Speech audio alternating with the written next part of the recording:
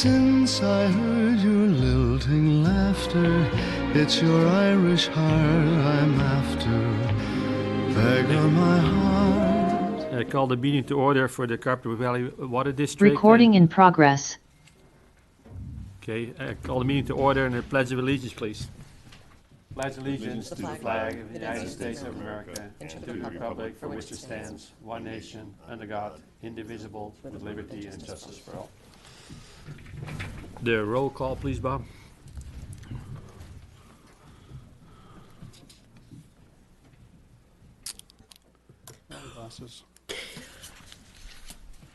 Director Holcomb? Here. Director Johnson? Present. Director Roberts? Here. Director Balch? Here. Director Van Wingerden? Yes. 5 present. Item number 3, public forum. Any person may address the Board of Directors on any matter with his jurisdiction which is not on the agenda, and this is for the Carpinteria Valley Water District, not the GSA. Then we go on to the approval items. Item number 4, the minutes of the regular board meeting held on November 8th, 2023. I move to approve. Second. We got a motion and a second. Any more discussion? Give it a roll call, please. Director Holcomb? Abstain. Director Johnson? Aye. Director Roberts? Aye. Director Balch? Aye. Director Van Wingerden? Yes. Motion carries 4-1. Then we got item number 5, unfinished business, none. And I'm going to hereby adjourn the meeting of the Carpinteria Valley Water District and adjourn the meeting for the Carpinteria Groundwater Sustainability Agency. I call the meeting to order. Public forum, item number 2. Any person may address the Board of Directors on any matter within his jurisdiction which is not on the agenda. So far, I got Carolyn as a speaker, which I'm assuming 5C. Anybody else wants to speak?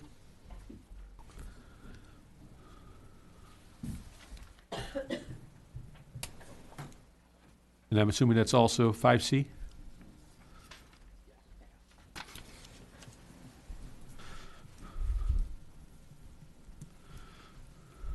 Thank you. Okay, we'll cover those when we get to 5C.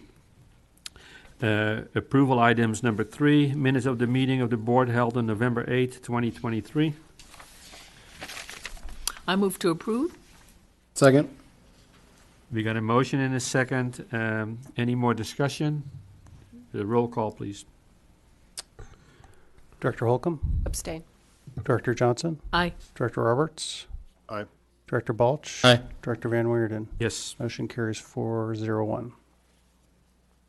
Unfinished business, none. New business, 5A. Consider summary report on the GSPAC activities. For information, Bob. Yes, so as you know, we had a advisory committee for the GSP, and we held a number of meetings, total 7 meetings, and I apologize for the size of the writing on the slide, but it's a summary of the topics that we discussed, and we structured the meetings to mimic the chapters of the GSP, so chapters 1 through 7, primarily focused on section 3, which is the basin setting, kind of the background geology understanding of the basin, as well as the hydrologic condition of the basin. Chapter 4 discussed monitoring networks, basically where and how are we going to monitor the sustainability and health of the groundwater basin. Chapter 5, which is sustainable management criteria, which defines how you determine whether the basin is in sustainability. Chapter 6, which is projects and management actions, basically what projects and management actions does the GSA intend to take to make sure that the basin reaches sustainability if it's not already in, and remains in sustainability. And then chapter 7 is the implementation chapter, which basically talks about kind of the near-term implementation of the plan. Well, when are we going to do the projects? What project management or management actions are going to be done on the short term? It looks at some of the costs associated with those and how we'll fund those. So we covered all of that in the meetings and had, discussion on other items that weren't part of the purview of the GSA, but they were sort of on the outside. Things like irrigated lands program that the regional board operates, which regulates agricultural operations with respect to fertilizer application and water quality. Another one was housing and the impact on groundwater. And there were a few others that kind of are on the periphery and have influence on how the GSP was developed and the GSA will operate in the future, but didn't warrant discussion in the plan itself. There is a GSPAC summary report in your packet. I, didn't want to go through each one of them, but I guess the first thing I wanted to ask is, are there any questions on the summary report that I can focus on? Otherwise, I can just kind of do a highlight of some of the comments that we received, and then the technical team's response through the chair. Oh, we go for. Sorry, go ahead, Shirley. Okay, yeah, I have a question, and maybe I missed it, because I remember when we were first looking at the Century Well, some of the readings that came back for chlorates and possible seawater intrusion, and we were kind of looking at the basin and how there's a dip in the middle, and where the district pumping wells are, and our first response to like a really bad situation was to move the pressure of where the district was pumping and, pump in a different area. And I don't think I saw this as, tier 1 or tier 2 response, and maybe because it's not long-term sustainability-wise, but what do you have to say about that? So the way that the projects are distinguished from the management actions is the projects are typically capital intensive. You need to build assets and infrastructure in order to implement those projects. Management actions are really policy changes and decisions that would affect sustainability. In the management actions, municipal groundwater redistribution is one of the management actions that we're going to look at. Okay, all right, thank you. Polly? I could wait till you're done with the comments, because that was one of my questions. So, are you going to go into any? I was just going to pick a few comments out. Maybe I'll ask. Okay. First of all, Sure. I just thought the comments were fantastic, and the work that went into this, especially by a couple of the folks from the committee. I mean, just wonderful. The federal stakeholders, the state stakeholders, and folks within the community. Do we reach out to like the CVFW at all? We responded when we have our comments, but is there any other plan to? It's just that we said when they have the comments and we have their responses to it. We published the comments in the plan, but we can certainly reach out to them and respond directly to their. Sorry, David.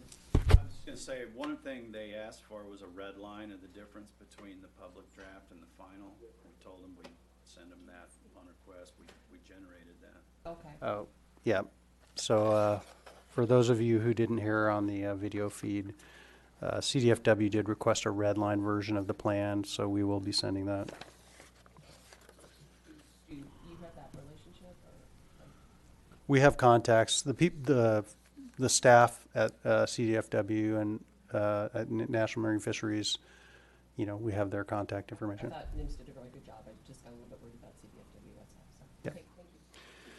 So as I said, the summary report is broken into essentially the chapters or sections of the GSP, and if you look at their summary report, and I will indicate that the summary report was updated, and the updated sections are in the shaded areas, and that was because we had some late responses from the GSPAC members on their comments on the summary report.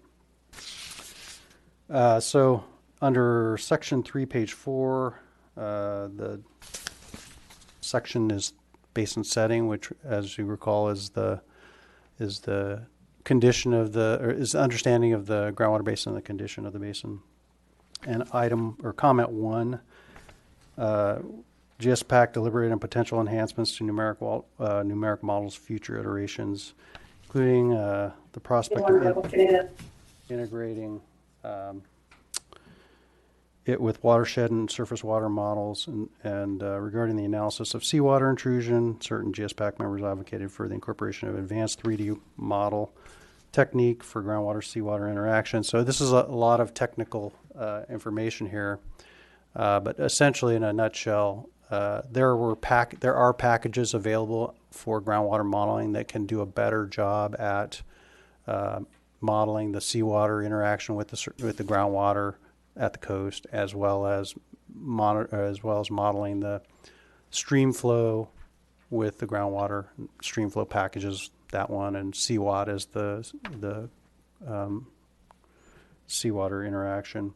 There's also some models that provide connectivity to watershed modeling. So if you know where the watershed is for a particular river or stream, you can model that and kind of tie everything together. And of course, the more the larger you get with the model, the more ability you have to model different scenarios. But the problem is, again, you got to collect a lot of data to fill those models and make them, calibrate them and make them representative of the actual systems. So those are things that the water district has been looking at for a long time, but then now the GSA has included them in the plan as these are things that we're going to look into to improve the model with respect to the areas that we're most concerned, namely seawater intrusion, the coast, and the question of surface water, groundwater interaction in the rivers. So that was section 3. There's one more in section 3 I want to cover. Item number 5, comment number 5, the projected future budget shows a moderate depletion in storage of 200 acre feet per year. Members expressed that this projection may be too optimistic. And this has to do with one of the exercises that we did is we projected 50 years into the future. What would happen if everything stayed the same? What would happen to the groundwater basin? And what it looks like is it essentially is balanced, but it's slowly declining at a rate of 200 acre feet per year in storage. And so at the end of 50 years, you'd be depleted an additional 10,000 acre feet. And one of the members felt that it was too difficult to say whether or not hydrologic conditions would remain the same because of climate change. The technical team relied on DWR guidance to develop the future-looking scenario, and basically the DWR, Department of Water Resources, who's a reviewing state agency for the GSPs, provides a method to project out and estimate what changes you're going to see with respect to, in particular, rainfall, but heat, and where and how quickly rainfall events occur. And so we use those in the model, and that's what our projection showed was that we are declining by 200 acre feet. But one of the things that in the response that the technical team made was, these projections are really they're not meant to be perfect. That there's no way we can tell what the future will bring. But what they do is they take existing data and they try to do a best approximation of what the future will look like. What that does for us, it helps us identify any obvious issues with respect to the way that the basin is being operated currently. The obvious issue is we don't want it to decline 10,000 acre feet, additional 10,000 acres, so something has to be done about that 200 acre foot balance. But other than that, it looks generally like we're going to be in balance. So the next item I'll bring up is under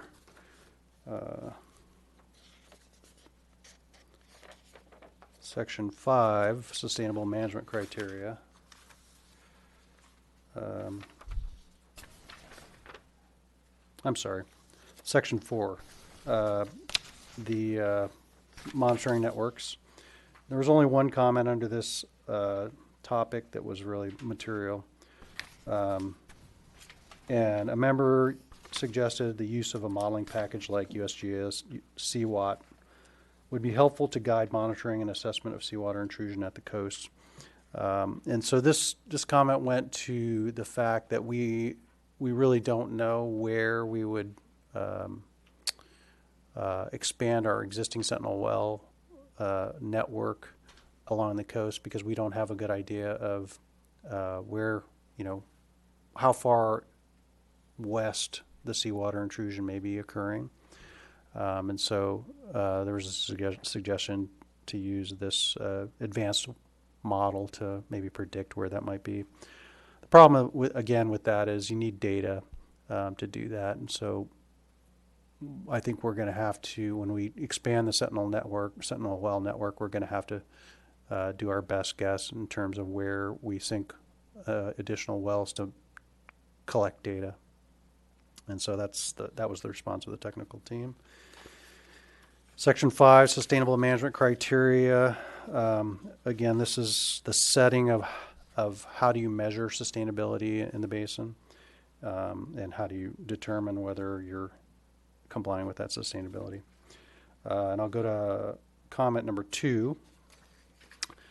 For interconnected groundwater, surface water, a member suggested that the method used to determine that no interconnection exists may be inadequate. The member recommended a reevaluation of the interconnectedness based on the site hydrogeomorphic conditions in the Carpinteria Basin. And just a little bit of context, in the plan itself, there's a method in the plan development. There's a method to evaluate whether or not there's connection between water in the creeks and the groundwater. And there's 3 situations that you can have. There's a gaining stream, which where the water table is above the bottom of the channel, so the actual groundwater is flowing into the stream. There's a there's actually 2 types of losing streams. There's the losing stream where water is connected hydraulically to the stream, meaning there's a very short distance between the groundwater table and the bottom of the stream, and so the stream flow is flowing into the groundwater basin. If you lower the groundwater basin, then that stream flow may drop away. And then there's the final situation where it's a disconnected basin where the groundwater level's deep enough that there's really no connection, and if you drop the groundwater table further, it's really not going to have any effect on streams. And that third was what we as a technical team determined was the case in all of the rivers in Carpinteria and in the Carpinteria groundwater basin. The method used was to look at the wettest period over the 25-year, since 1985. So that's 15 plus 20, so 35 years or 35 years. And take the wettest year, which I believe was 2005. Look at what the groundwater levels were, and if they were above the stream bed contour or stream bed Dalwig. I was trying to think of the word. Then you had connectedness, but if it's below, then you didn't have connectedness. There was a subset of criteria for something called groundwater dependent ecosystems, which you'll see a lot of the comments from Fish and Wildlife and NIMS are kind of revolving around, where there's a separate test where you measure and you look at how far below the stream bed the water table is, and you use 30 feet because it's believed that the roots can actually reach down pretty far and actually pick up water from the water table. Those are called groundwater dependent ecosystems or plants. So we did a second evaluation looking 30 feet, looking where the distance between the water table and the bottom of the stream was less than 30 feet. And there were a few locations that were identified, and those were marked in the GSP for further investigation. So as far as reevaluation, the evaluation is pretty straightforward. You know, we look at elevations of the groundwater, compare them to the streams. If they're, you know, if they're apart, then it's disconnected. Then moving on to section 6, projects and management actions. I'll talk about 2 of these comments. So number 2, a member expressed that the seawater barrier project may need to be a tier 1 project. The distinction between a tier 1 project and a tier 2 project is tier 1 projects we know are happening, and we're either committing to have those happen or they're already happening because of other drivers. The 3 tier 1 projects identified in this chapter were the Carpinteria Advanced Purification Project, the Santa Barbara Ventura Intertie Project, and the Sentinel Well Expansion Project. So the first 2 there's other drivers driving those projects, and then the last one is us understanding that there's a data gap out there on the west end of the basin as far as how the sea or how the ocean is connected to the groundwater basin. So we're proposing to expand from 1 Sentinel well to several. The seawater barrier project is important, or may be important, to stop seawater from moving into the basin. And you know, it's only listed as a tier 2 project because we don't know when we'll be able to implement it, because we have to expand the Sentinel Well project. We have to gather some data. We have to understand what's happening. We have to do a little additional modeling in that area before we can figure out even what a seawater barrier project would look like. Comment number 3, a member commented that a recharge plan as an expansion of the proposed feasibility and ranking study identified under section 7 should be included in the tier 1 work in order to increase groundwater levels in the basin, increase water storage, and reduce potential for seawater intrusion. This additional work would identify every recharge opportunity in the basin, evaluate through a study of each project, including cost-benefit analysis, implementation plan, and prioritization. Once the plan is completed within the 5-year period, the CGSA will begin developing the top priority projects. And so this is very close to what we propose, what we call the project feasibility and ranking study. I think this member wanted a more in-depth study on you know, these potential recharge projects, and the GSA is open to that. The scope has not been determined what that project will look like, and so as that time comes, the implementation of that plan comes, we'll certainly be open to public input for that process and what the scope of that plan and work will be. Finally, Chapter 7, which is implementation. Again, we have in Chapter 7, we identify Tier 1 and Tier 2 projects. Tier 1 projects are projects that are happening, and Tier 2 are projects that may need to happen, but we don't have enough information to put them in as projects that will happen in the first 5 years. Management actions, those are a list of 12 actions, and those will happen in the first 5 years of the plan implementation. Comment received, member had a question or had questions and concerns about the rate at which project management actions would be implemented. And this had to do with the cost of the projects. In other words, you know, if you try to cram all these projects into the first 5 years, the cost is going to be such that we won't be able to fund it through revenues received by the GSA. And we're aware of that, and part of the feasibility analysis will look at funding for these projects. Our hope is that we'll be able to, acquire grant funding for many of these projects. This is a high priority in California, and so we expect that funding from the state will continue to be available. And I think that's all I have in terms of the highlights. If you have any questions on any particular comments, I'm sure there will be some members of the public who will want to talk about, members of the GSPAC actually, that will want to talk about this after I get done. Okay. Anybody, any comments right now on item number 5A or not? Okay. I also want to say, also want to say how much I appreciate the time that these folks put in. It was a lot of time, a lot of information, and it was very helpful for us as a technical team to understand the concerns and think about those concerns as we're developing the GSP. Case, I have a question, but should it wait till the director comments? Because No, I'm fine with no, that. go ahead. So I can't say enough about the team and all the comments and all the work that went into this. As we go through from the very beginning, and David does this too, it was the concern, as so many commented on, including CDFW, is the data, and you've talked about it tonight, and that there are a lot, it's not a lot, but there's some that are really spotty that we would like to have more data than we did throughout this.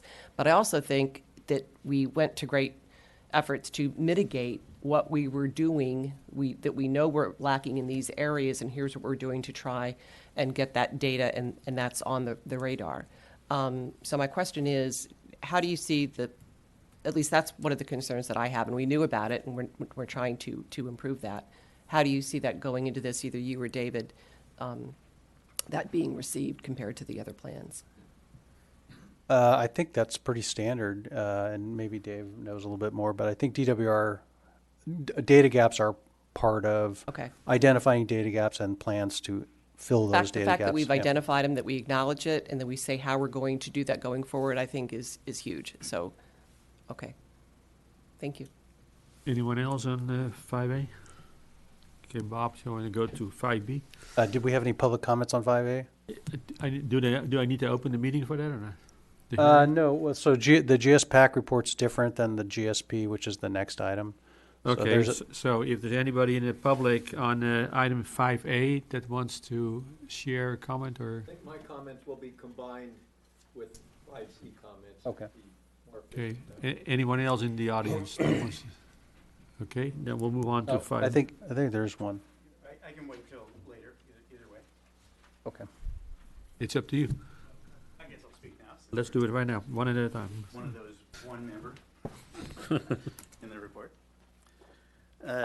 So thank you very much. My name is Alan Soicher. I live in Carpinteria. I'm a geologist and engineer by training. Thank you for appointing me as a member of the GSP Advisory Committee earlier this year. I've appreciated working with the other GSPAC members and Bob and the team to provide input on the draft plan.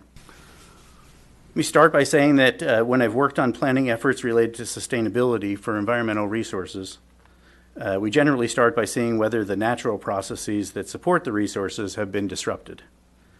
With respect to Carpinteria's groundwater, the answer is yes. The processes that naturally recharge the groundwater have been disrupted by land use over time, such as paving roads, filling wetlands, simplifying streams, and the like. So less rainwater is now getting into the ground, and more of the rainwater flows out into the ocean, as you all know. To address the problem of declining groundwater levels and the risk of saltwater intrusion, we can either pump less or allow more water to get into the ground to replenish the groundwater. From my perspective, the most cost-effective and sustainable way to recharge the groundwater is to allow more rainfall to soak into the ground. This would involve retrofitting infrastructure, perhaps building new systems to provide more places where rainwater can soak into the ground. The draft plan recognizes that we need to get more water into the ground, but the only short-term solution in the plan is to take treated water from the sewage treatment plant and pump it into the ground. Probably a reasonable backup plan, but an expensive one that doesn't address the underlying disruption to the natural process. Personally, I'd prioritize getting started on the long-term solution, which is to enhance the natural recharge and get more rainfall from the mountains and the foothills to soak into the ground. There's lots of sources of funding for this kind of work, as Bob mentioned, to retrofit infrastructure, to increase community resiliency, to improve the condition of natural resources in light of a changing climate. I'd be glad to help the GSA find funding to deliver these kind of projects, but the task would be much easier if the GSP identified natural recharge as a high priority action. As it is now, natural recharge is one of many Tier 2 projects that may or may not happen, and the management action to support it is, from my perspective, a somewhat undefined desktop feasibility exercise that Bob described. With that kind of minimized emphasis in the plan, it'll be harder to secure funding for natural recharge projects. That's why I'd recommend having a Tier 1 action for natural recharge. Such an action would demonstrate your leadership in addressing groundwater sustainability in the basin and will encourage landowners, government agencies at all levels, and organizations that provide funding to join you in the effort. Thank you. Okay, thank you. You want to move on to item 5B? Yes, I think, yeah, there's no action to be taken on the GSPAC summary report. So yes, if you have nothing else on it, we can move on. Very good, thank you, Bob.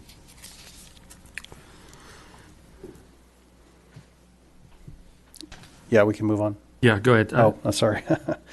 So the next item is really to talk about the groundwater sustainability plan comments and responses. So we did produce a draft plan in the last 2 GSA meetings that we've held. We've gone through the plan and the chapters, and so the plan is essentially what we presented in the last 2 chapters with some added elements because of, driven by comments. So the way that I think we can do this is we will present those comments and then talk about what our responses are in a general way. The comments are in your packet, and the responses are in your packet in a table form if you want to drill down into the various comments. But I think Dave O'Rourke, who's with GSI, who's project manager for the technical team, is going to present it in kind of a broader view. So with that, Dave, go ahead. Hi. Hello again. Dave O'Rourke. As Bob mentioned, Appendix I of the GSP is a collection of all the public comment that was received. And Bob and I worked on the responses. And so I'm just going to go over in sort of a broad categories of what they were. By far, the biggest single issue that was commented upon was the conclusion that we presented that there's no interconnected surface water in the basin. National Marine Fisheries Service and California Department of Fish and Wildlife and a couple members of the GSPAC, took exception to that conclusion. So in response, we went back and, we reviewed the text. The text seemed to me a little light, so we beefed it up. We probably added a couple of pages of description that more clearly identified what we did. We added an extra figure of the DWRs, stream categories, gaining, losing, and disconnected. We made the point, that Sigma requires analysis using the best available science. And this analysis that we did, comparing the highest, the 2005 spring water levels, which are essentially a proxy for the highest water levels in the past 35 years, comparing those water levels to the land surface, used two pieces of data: digital elevation model, land elevation data, which there's a high degree of confidence in, and the water level data, which we generate, water contour maps, which, by necessity you have to interpolate. But there's 35 or 40 wells in the basin that were used to generate those contours, including, 6 or 8 or 10 wells that are right along some of the creeks. So, we said we got a pretty high degree of confidence in that data too. So we just expanded the discussion of that analysis, and after talking about it with Robert Marks from Pueblo at some length and Brian Bondi from Bondi Groundwater, we just decided that the analysis used the best available data. It comes to a reasonable conclusion.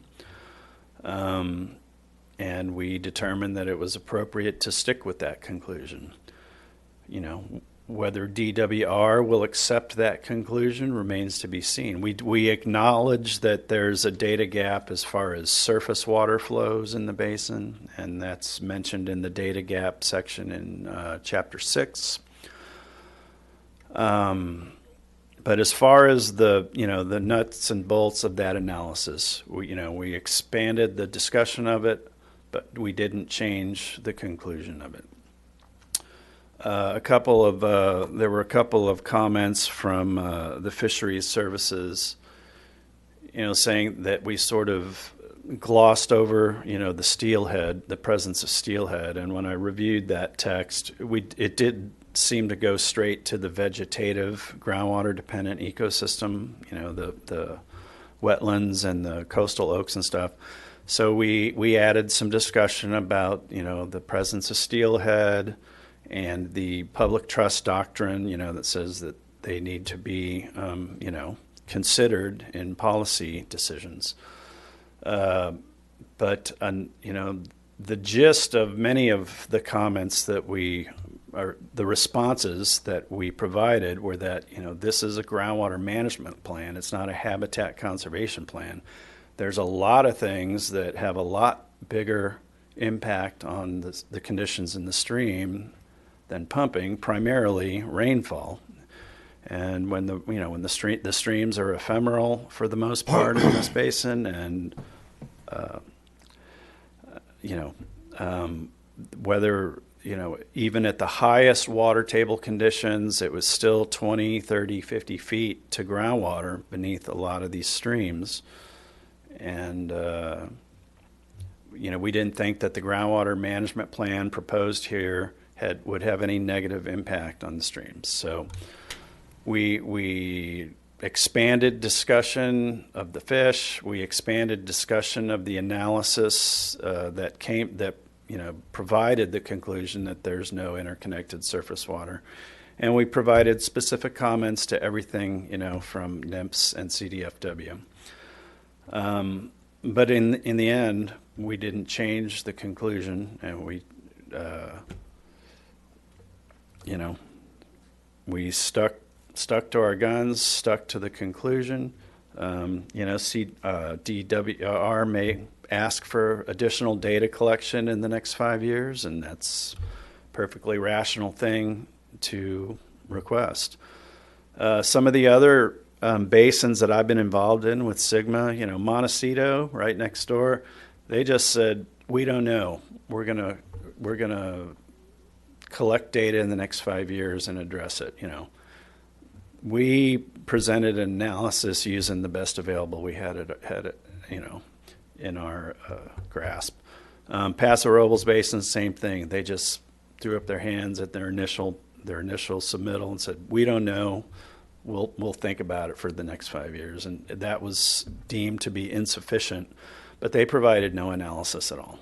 So that's the biggest single issue that was addressed in a lot of these comments. And there were follow-on comments saying, oh, well, then you didn't establish minimum thresholds. You didn't establish measurable objectives. Well, that's true because our conclusion was that there is no interconnected surface water. Thus, we didn't need to, generate sustainable management criteria for that sustainability indicator. So if you flip through these comments and responses, the first couple of pages, that's largely what they're about. CDFW asked about, they specifically asked about cannabis cultivation and that water use, and we replied that it was just included in the general agricultural, proposed or projected pumping for agriculture, that it was considered. CDFW wanted a red line of the public draft during versus the final, which we will make available to them. There were several comments about the presence of seawater intrusion in the basin, looking for more urgent action. But as Bob mentioned, the expansion of the Sentinel Well network is, that's got to be step one in any project that deals with that sustainability indicator. And that has been, assigned a tier 1 level. And it's expected, we're expecting to install additional Sentinel wells in the first 5 years. There were, a couple of comments, doubting as Bob said, thinking that the projected conditions were a little, the scenarios were a little rosy, that it looked a lot worse than it, looked better than he or she thought they really were. But again, the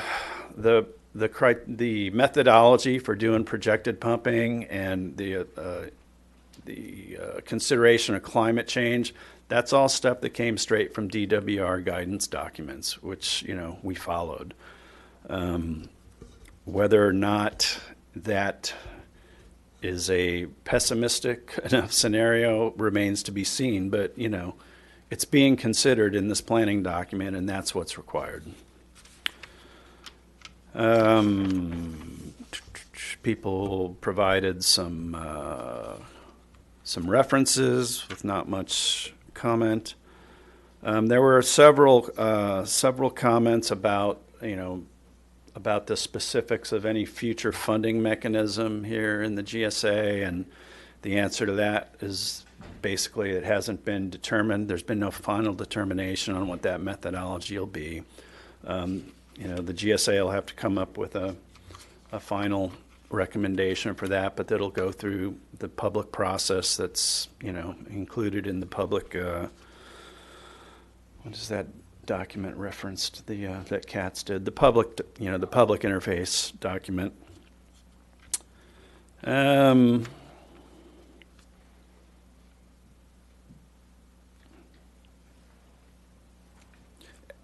Alan Soischer is a member of the GSPAC. He's already spoken about prioritizing recharge projects, and that's absolutely appropriate. But I think that you have to do a feasibility analysis first. It's just step one before step two. Can I ask a question on that? Sure. So could you explain, I guess, like with the Sentinel monitoring network expansion and the local infrastructure tie-in project, so is the rationale behind those being a tier 1 project because those have already kind of gone through, they're already in motion? Is that kind of the... Well, the CAP and the Intertie project, that was the rationale. Those projects are happening. They will have an impact on sustainability, capped by recharging groundwater, and the Intertie project just by incorporating flexibility into the ability to manage surface and groundwater in the basin, so it could have an ancillary effect on reducing pumping. So that's why those are in tier 1, because those are fully expected to be implemented in the next 5 years. And the Sentinel network expansion is in tier 1, just as a recognition that it's a very important, piece of management that's not fully understood at this time, but we have to gather the data to make that happen. Okay, and so what's the commitment like between a level 1 and 2 kind of action plan? Like say in 5 years, the Sentinel Well project doesn't take, or we've, gone beyond that initial 5-year process. Is there an anticipated penalty, or how does that work? There's no penalty, no. This GSP has to be revisited every 5 years. It doesn't mean that it's the whole soup to nuts, 800 pages needs to be regenerated. But also the annual reports, which are part of this, that have to be done every year. Those end with a Chapter 8, Progress Towards Sustainability. So if DWR is satisfied that you're moving forward on projects, there's no specific penalties imposed. And maybe, Bob, you might know the answer better. Is there, I guess I don't see why we wouldn't consider natural recharge a tier 1 kind of project that, something that we're interested in and in kind of a short time frame. Well, in order to have a project, you have to be able to define what the project is, and that includes what the capital infrastructure changes might be, and what the cost might be, and the time or schedule might be. Without having sort of this feasibility and ranking study, we really haven't looked at any of these projects in depth enough to even know what those might entail in terms of costs and facilities.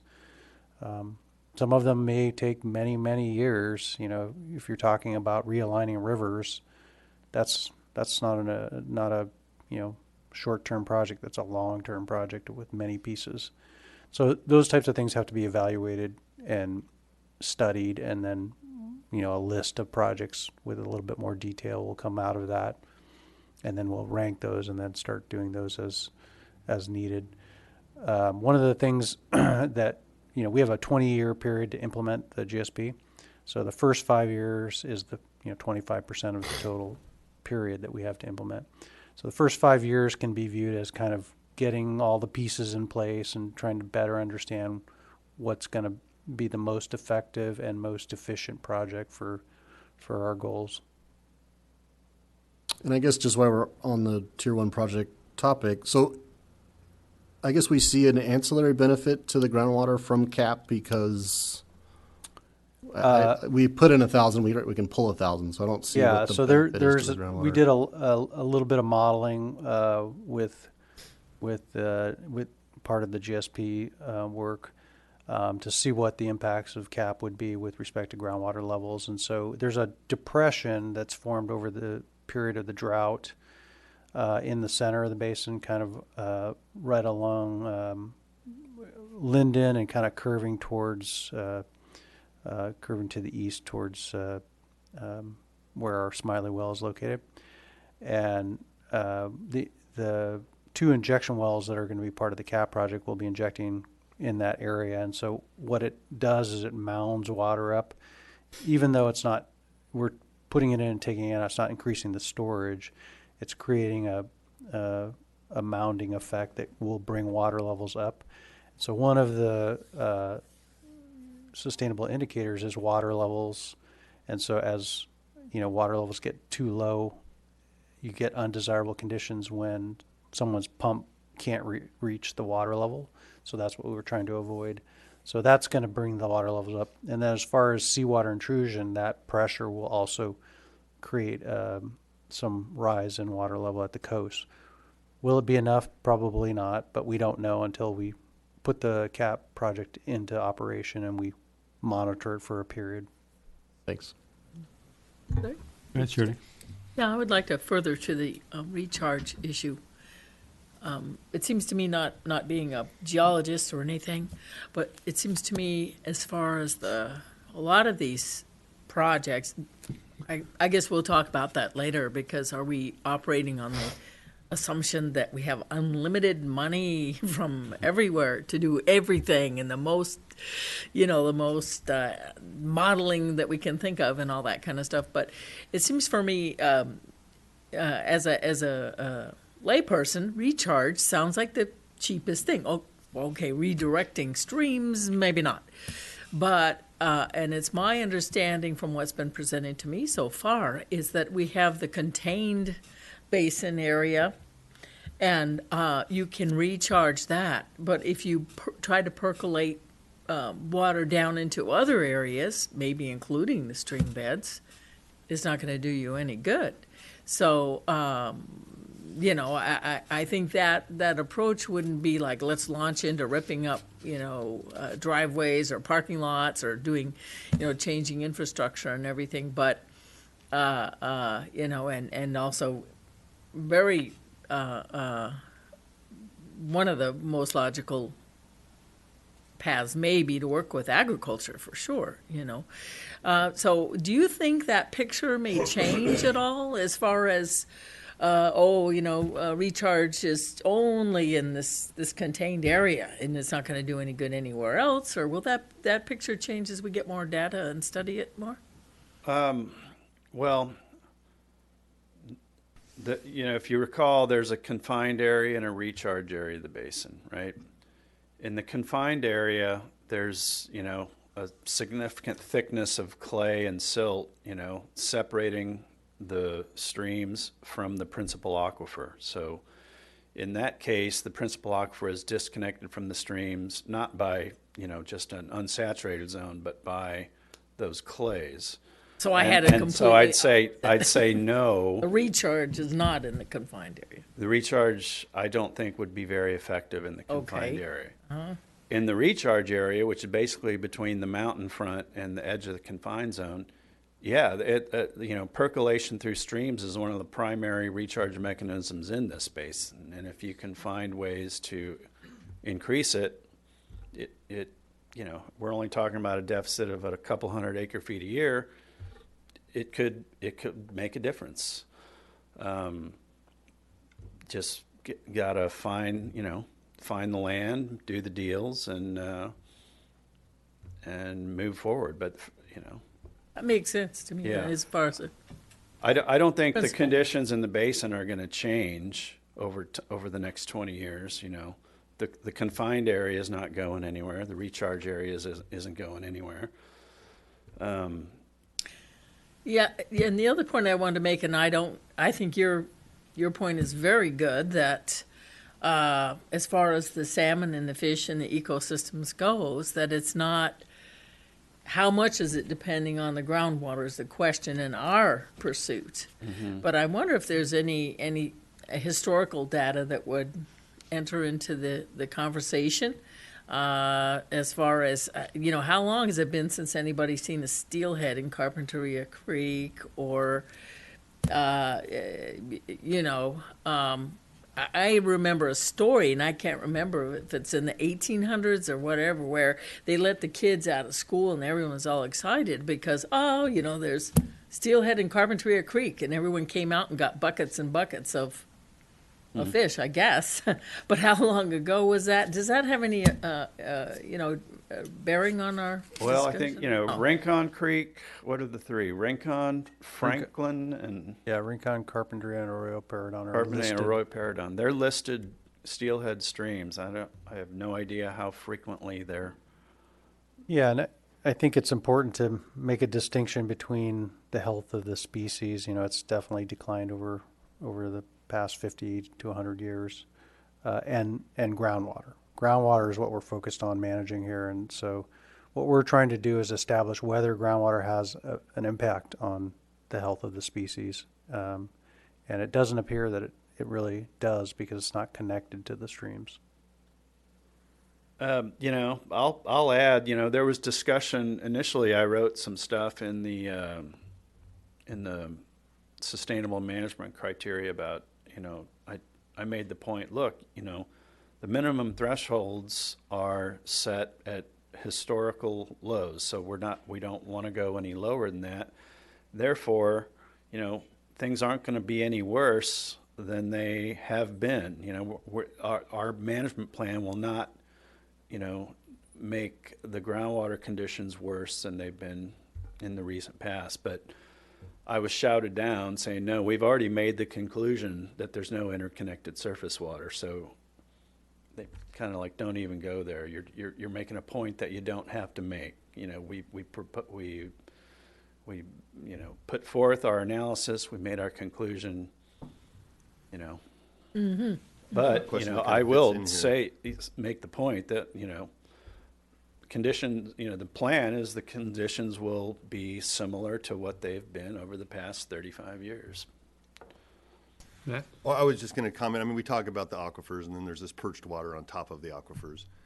And I mean, do we have any suspicion, or is there any reason to not think that there are groundwater or perched water extraction wells that could lead to early dewatering? I don't think of the so. creek? You know, there was discussion Seems about awfully that tempting, early shallow on. wells. Yeah, pumping and. there was discussion, well, in the, you know, you just don't build a well in clay because, you know, you don't get any water out of it. And so, and then there was discussion about, well, should we make the alluvium a separate aquifer from, That's what I'm referring the to. main aquifer? And, you know, basically said, you know, nobody's got 25-foot wells where that's all they're producing from, and you can't tell the difference as you're drilling down through them anyway. There's not like a physical separation between the alluvium and the Casitas formation. So I'd say no. So that we don't think there's any real shallow water extraction. I mean, we have no evidence, but Certainly not in the confined zone. you know, there are some 50-foot wells along Rincon Creek, if I'm not mistaken, you know, 50 or 60 feet deep. we always used to joke about them being along the edge of the San Ynez River too. Yeah, So, yeah. We try to get the stream flows down to that point, and a lot of water's disappearing. I've seen steelhead in the Carpinteria Creek, so in my lifetime. And they made it up to Foothill Road or Highway 192, where they got stuck in a pond that was had a fish barrier, and that's where they died. Yeah. And the Fish and Game folks were watching them, and I was also watching them, and so I know that's what happened. But yeah, so they're opportunistic. That only happens when there's water. Right, they wait for it to rain, and then It's kind of fascinating. Well, maybe there is, with NIMS and their sources, maybe they can recommend a grant of some kind. We could look into this to study why the creek has dewatering characteristics. Sometimes it seems, when I was watching those steelhead, it was like, here's this big deep water pond. It was cut off from flows because the flows had stopped suddenly. And that pond, they stranded them. it stranded them in that pond. Of course, the water temperature is soar then. Yeah. And the fish have no oxygen and so on and so forth. But it was amazing to me how fast that pond, soaked in. And I was thinking, boy, there must be some suction here somewhere, but who knows? Okay, that's pretty much it. There were several comments about improving the model, and Bob already, mentioned that. I think CWAT's in your guys' future at some point, to evaluate conditions along the coast. There's better tools for surface water, groundwater interaction. Can consider the watershed models. Modeling is cheap compared to everything else that you guys are going to be funding over the next 20 years. It's a good tool to have. So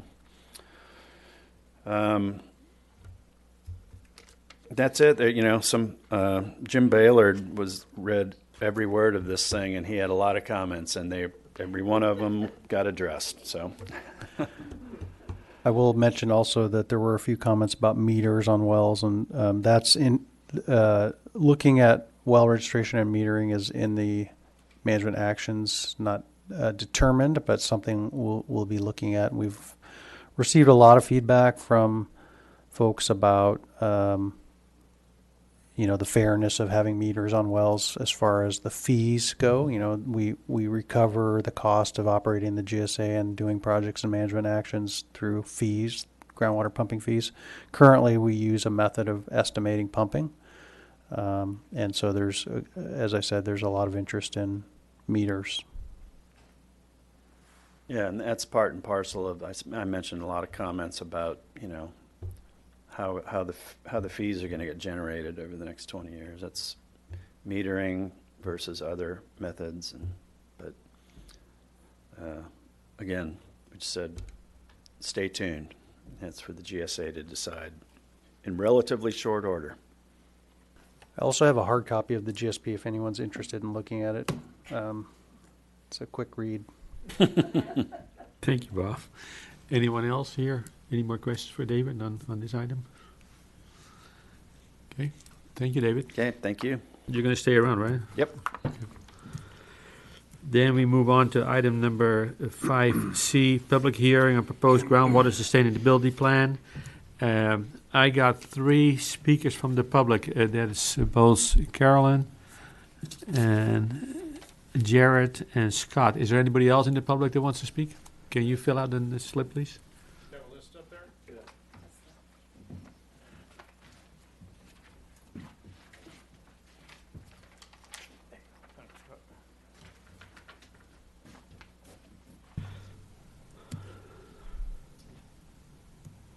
So I'd like to open the hearing, the public hearing, and I'd like to take the public comments or whoever wants to speak first. Scott?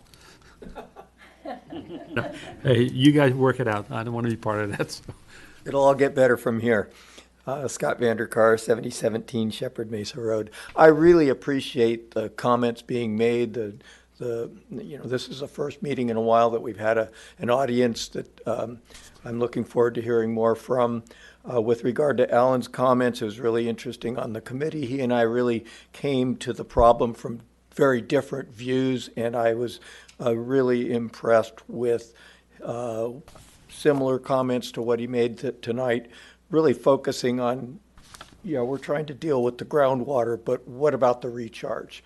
And I appreciate the comments and the concerns being made, because I think a big step forward is recognizing those things that impact the recharge and those things that have impacted adversely the recharge over the years, and getting them on that priority list and dealing with that. A couple questions. Bob, I noticed that those dates were off on that estimation sheet. And the only reason I'm bringing this up is, so that was one thing. The other thing, did you get a chance to look at the property tax assessment part of it? Yeah, so I'll answer the first one, and then the second one, would you mind just taking that offline? Since it's a personal question. Okay, the only reason I bring it up is that we really do need to look out for our public neighbors and friends, because they aren't here. And if in this case, with regard to the assessment, it is a big deal. It's twice as, if I'm right, and I might be wrong, it's twice as much than the $68 per acre as it's supposed to be. If that's the case, I would think this room would be filled. And so I'm just wondering who's looking at property tax bills and how that could slip by. And not to point the blame anywhere other than to recognize the potential problem of people not being here and not paying attention. Among those things that we don't know, and then I will turn it over to other speakers, because I'm sure their comments are important to hear. But with regard to the east end of the basin, one of the things we need to deal with and learn more about is that connectivity to the basin for those properties in Ventura County, but also, and as an example of my own case, for last season, the year that we've been looking at mostly, I bought 70 acre feet of water from Casitas. If the basin is connected, then that 70 acres went into this basin. And I've had growers ask me, hey, shouldn't we be getting a credit? Mine's 70 acre feet. There are a lot of other growers over there in the east side who are buying Casitas water, and it may be going into the basin.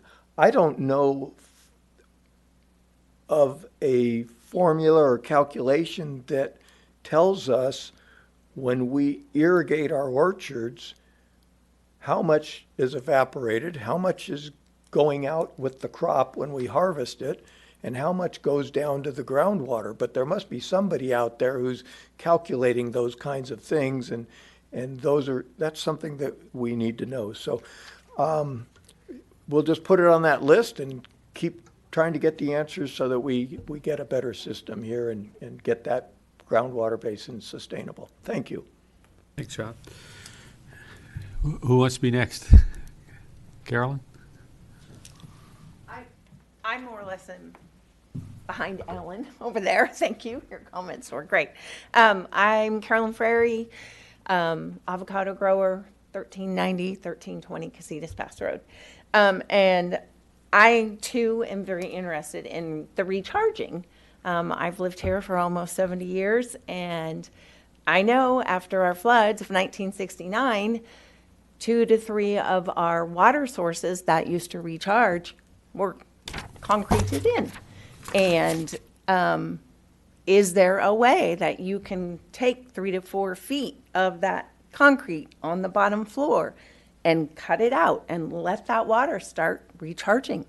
Let it go back down into the groundwater. So that's where my concern is. And again, as Scott is saying, yes, we are pumping water out of the ground when we irrigate our orchards, but we are also putting some of that water back in the ground, yet you want to charge us for all that water.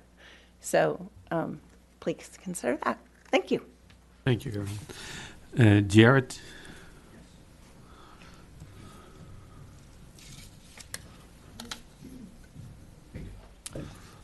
Jared Frary, 1390 Casitas Pass Road. Alan, Mom, I love the recharging. Yes, back in the 60s, 70s, we flood irrigated. Everything was artesian wells. After things got concreted in, we started drilling wells. So now we're at a fact of needing to recharge wells. My particular part here is the estimated average acre feet of well usage that we are pumping out of the ground. We have been logging our wells for 8-9 years now. We have injection pumps. We have flow meters on everything. They're tested once a year by Fox and Canyon. I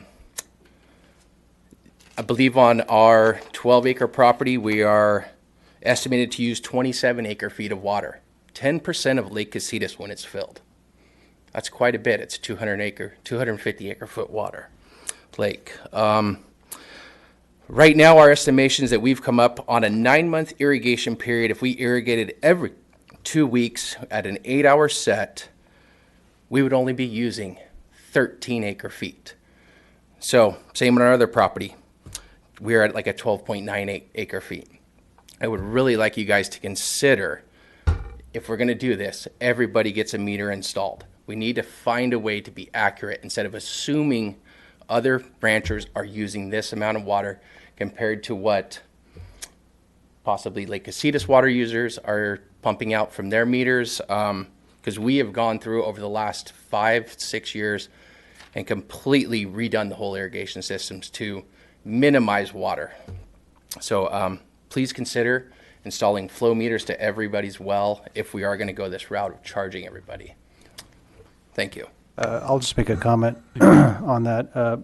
Please contact the GSA and let us know about your specifics, because the purpose of that letter and the estimate was to get additional information that only you as the property owner would know. Yeah. Okay, then how about Peter? So I got kind of a list of things after listening to all the comments. I think I'm going to go back to your Sentinel well real quick, and I spoke to you, Bob, about this 6 months ago. I live at 1880 Cravens Lane. Royal Paradone comes right across our property and, goes down to the ocean right there.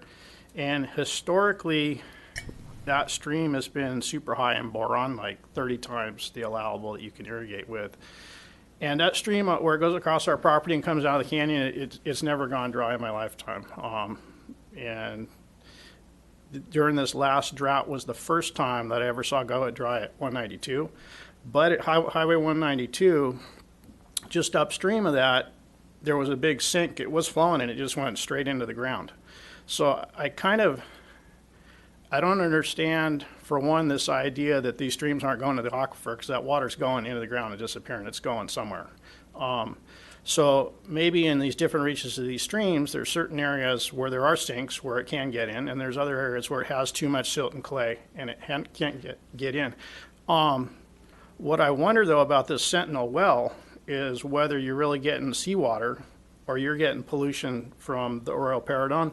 And what I think's happening with Arroyo Paradon, and talking with different well drillers, is that up the canyon in the 30s, they drilled for oil up there. And they were just wildcat wells, and they did not properly cap those wells. So there's this subterranean flow of polluted water that comes down Arroyo Paradon, and it starts out very narrow when it comes out of the canyon, and then it spreads out into a wider plume. So all the wells that have been drilled recently below the mouth of the canyon in 192, within this sort of triangle shaped area there, they've all come up bad. They've been no good. And then there's wells that are right in that area that were good that are starting to go bad. So I wonder how you can tell if your Sentinel well is picking up on the ocean, or if it's really picking up on this plume of pollution that's coming down from up the canyon. So, I mean, it might make sense to, and I'm not a scientist, have a Sentinel well that is opposing more towards the mountains up there and see if you're picking up that same pollution in that area and compare it. Something to think about.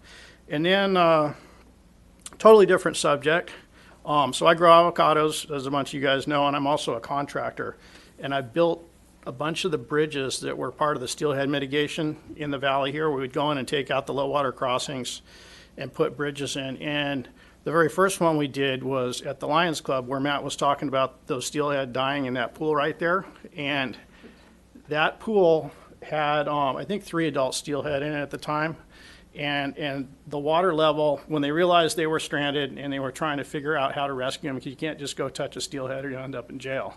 So in the meantime, the theory at the time was that there were wells turned on in close proximity because the water just dropped out of the pool and the fish were left high and dry in the pool and died. So, you know, the district has a well there. There's numerous other wells in that area.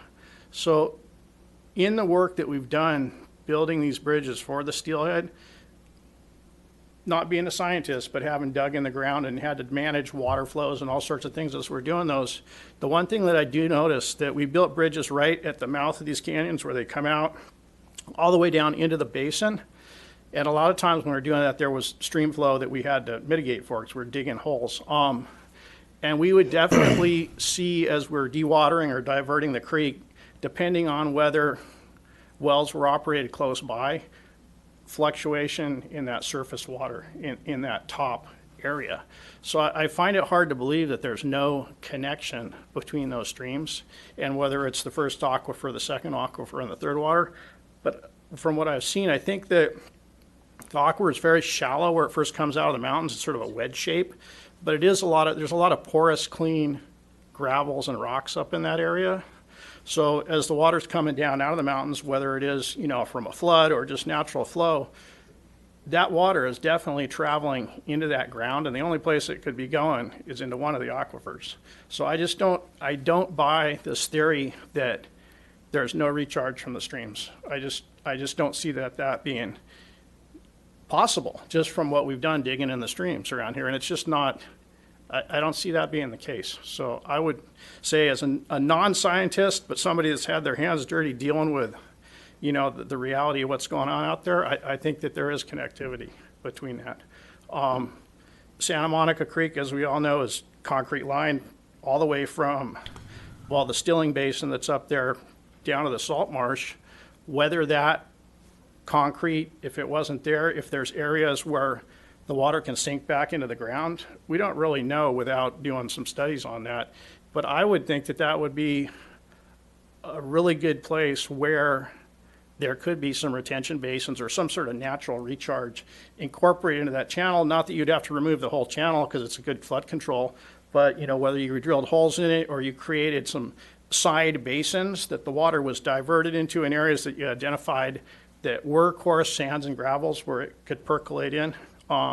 Just seems like, you know, if we're going to be putting money towards this GSA, it should go to projects that actually are like benefit us. Because I have no problem paying the money as long as I see it's getting used for something that, you know, keeps the basin stable for generations to come.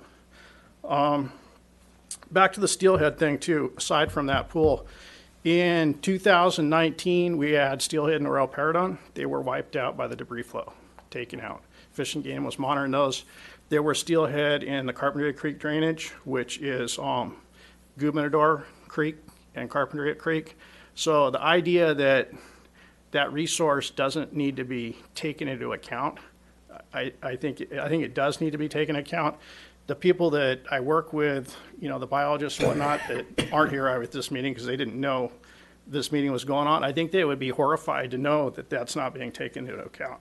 So I think it's something that just a sort of a heritage thing for those fish. When I was a kid, we grew up fishing these streams for them. They were here all the way, you know, up until the 80s real strong. It was when the Wheeler fire came through and kind of wiped out that drainage, and then we had the Thomas fire. They've just been having a hard time between that and the drought. So hopefully the district recognizes that and respects that and tries to maybe do projects that could enhance them. And going back to your, I think you call it the CAP project with the sewer water, is that the one? Mm-hmm. I mean, if it was me, I would be looking to see if there is some connectivity in the drainage and that water can be proven to be safe to be put on the surface. It could be pumped up into the drainage up above, a small amount, and let to come down the creek, you know, which could benefit the steelhead trout and also benefit, you know, the constituents here in the district, just as a thought. Yeah, and then I touched on it slightly, and Matt used the term about these perched wells. I know for a fact that there are wells in these streams that do affect the level of the creek flow. Because I've said we've worked in those streams quite a bit, and I just know for a fact, because I've witnessed it, when those agricultural, mostly agricultural, possibly the Smiley well, I don't know, are turned on, there is fluctuation in the stream bed. So that's pretty much all I have to say, unless you guys have any questions for me. No, thank you, Peter. Thank you. I'll make a couple of clarifications. So the claim is not that the surface water is disconnected from the groundwater. It's actually connected. It's how it's connected. So the groundwater basin is low. The water table is low enough such that the water flowing through the creeks in the area that's not confined will sink down into the stream and then into the aquifer. So we agree with you that it's connected. It's just how it's connected. And so the way you are forced to look at it in the rubric of groundwater sustainability planning is, can we manage groundwater pumping such that we improve the stream flow for the habitat? And because there's a big elevation difference, the answer is no. It doesn't really matter what you do with groundwater management, because what we've observed is that water level never gets up to the bottom of the stream and starts filling into the stream. As far as acknowledging steelhead, we didn't acknowledge them in the plan, but we were thinking about them. We have since corrected the plan to acknowledge that steelhead are an important resource to be considered. But again, we still came to the same conclusion that there's not really management that we can do that would affect the stream flow such that it benefits the steelhead. As far as the Sentinel well question, Sentinel wells are right on the coast, and so the existing Sentinel well is located on Sandpoint Road, which is pretty far away from Arroyo Paradon. But we are aware there are wells, like you say, that are along Arroyo Paradon that we have been sampling for water quality, and we do see those increases in boron in particular, and some higher chlorides, which is what we use to determine whether seawater is present. And so when we do expand our Sentinel well, we will definitely be staying clear of Arroyo Paradon. So. Thank you, Bob. So that finishes the public part. So I'll be closing this hearing to the public. Then I'd like to hear from the directors, please. Polly? Thanks. So I think all the comments tonight were terrific. Alan, absolutely agree with you that it actually recharging has never not been a priority. And for Some of you, I know that Case and I have raised it quite a few times, and even aerating the cemented creeks over the years. That said, just because it's not in Tier 1, it doesn't mean that it's not a priority and has not been on our radar. The next important thing I think to keep in mind is that this is a living document, as David and Bob have said, and that this is a first stab at putting together a plan that will be evolving on in terms of an annual report and then also be redone every 5 years. And I think once we get started, once we start to get some of this data, we get feedback from DWR on all the different things that we have to do, that you're going to see some of this change as we go forward. So again, my personal perspective is just because it didn't make it into Tier 1 for some good logistical reasons, it doesn't mean that I think most of us, I'm not going to speak for anybody, haven't looked at recharging even when those storms started in January and even before that. So I just want to again thank Alan for all of his comments, and not only that, I'm not going to even say all the efforts that you went into during the time here. So it was great working with you. So I just think it's good for the public to understand that this is a huge undertaking. There's been a lot that went into this by the size of that book, and it is constantly being updated, and it will be evolving as we go forward. And I didn't disagree with one comment made tonight. Thank you. Thanks, Polly. Matt? Well, I certainly want to mirror what Polly said, and I agree emphatically. This is just a start. It looks like we finished this document, but that's not the case at all. It'll be evolving as time goes. And I have that perspective of being on this water board for a long time, and I remember, probably 25 years ago when we were going to get the ultimate groundwater model, the software. It was going to ModFlow, I think it was called. And Professor Jordan came down from UCSB and sold us that this was an incredible groundwater model that we would know everything there was to know about the groundwater. And I remember we recoiled in horror when it was going to cost $50,000 to conduct that study. So those things are very dated. And so what I've learned from that is what we think we know today will change, and we'll know something new tomorrow. And this document is, again, just a start. So I'm looking forward to seeing it evolve. And I really do thank everyone who participated, the advisory group. You guys worked harder than we do sometimes, so I'm very thankful for that input. Thanks, Bob. Shirley? Yeah, I'd like to totally agree with everything Polly said, and I really appreciated the anecdotal, firsthand experience, from some people, including including Matt and Bob, as far as what they've experienced, especially concerning the steelhead. I live right by Carpinteria Creek, and I'm new here since the 80s, and I can't imagine, it's just so, shallow most of the time. But I think it's a really great start, and everyone has good ideas, and I definitely agree with the recharging priorities and looking at that again. And also the differences, and as the public, and this, I've run into this a lot, and I would think logically, and maybe we need to look into this and explain it better, because I don't really understand it. What is the difference between perched water and the aquifer, and how does that work? Because people say, well, we're in a drought and it's coming out of the ground here after a rain, and that could be a local perched water situation. So anyway, it's pretty exciting. I think we're going to make some good progress. Thank you. Casey? Yeah, just like everyone else, I want to thank everybody for their time on the GSPAC and for coming out tonight. And, they're tremendous ideas, and it's great to hear different experiences that we've all had living here for time. It is kind of the first go at it. I think it's going to be an evolving document. I hope you all stay interested and involved and pushing for your ideas. I think this will be a good document to start with. It's been a tremendous undertaking, and in no small part thanks to you guys participating and everybody on the GSPAC. So thank you. Yeah, I'd like to thank everybody too, but also I'm probably the only landowner in the valley that owns a recharge basin, and it was not my choice. It was the county telling me, if you want to build greenhouses in the recharge area, you got to take care of your or compensate for the recharge, which we did. And when I got on the water board, we were already moving ahead with the CAP project. And, it was expensive, but then when it stopped raining, it became even more important. So to me, knowing what happens with a recharge basin when it doesn't rain, that means there is no recharge.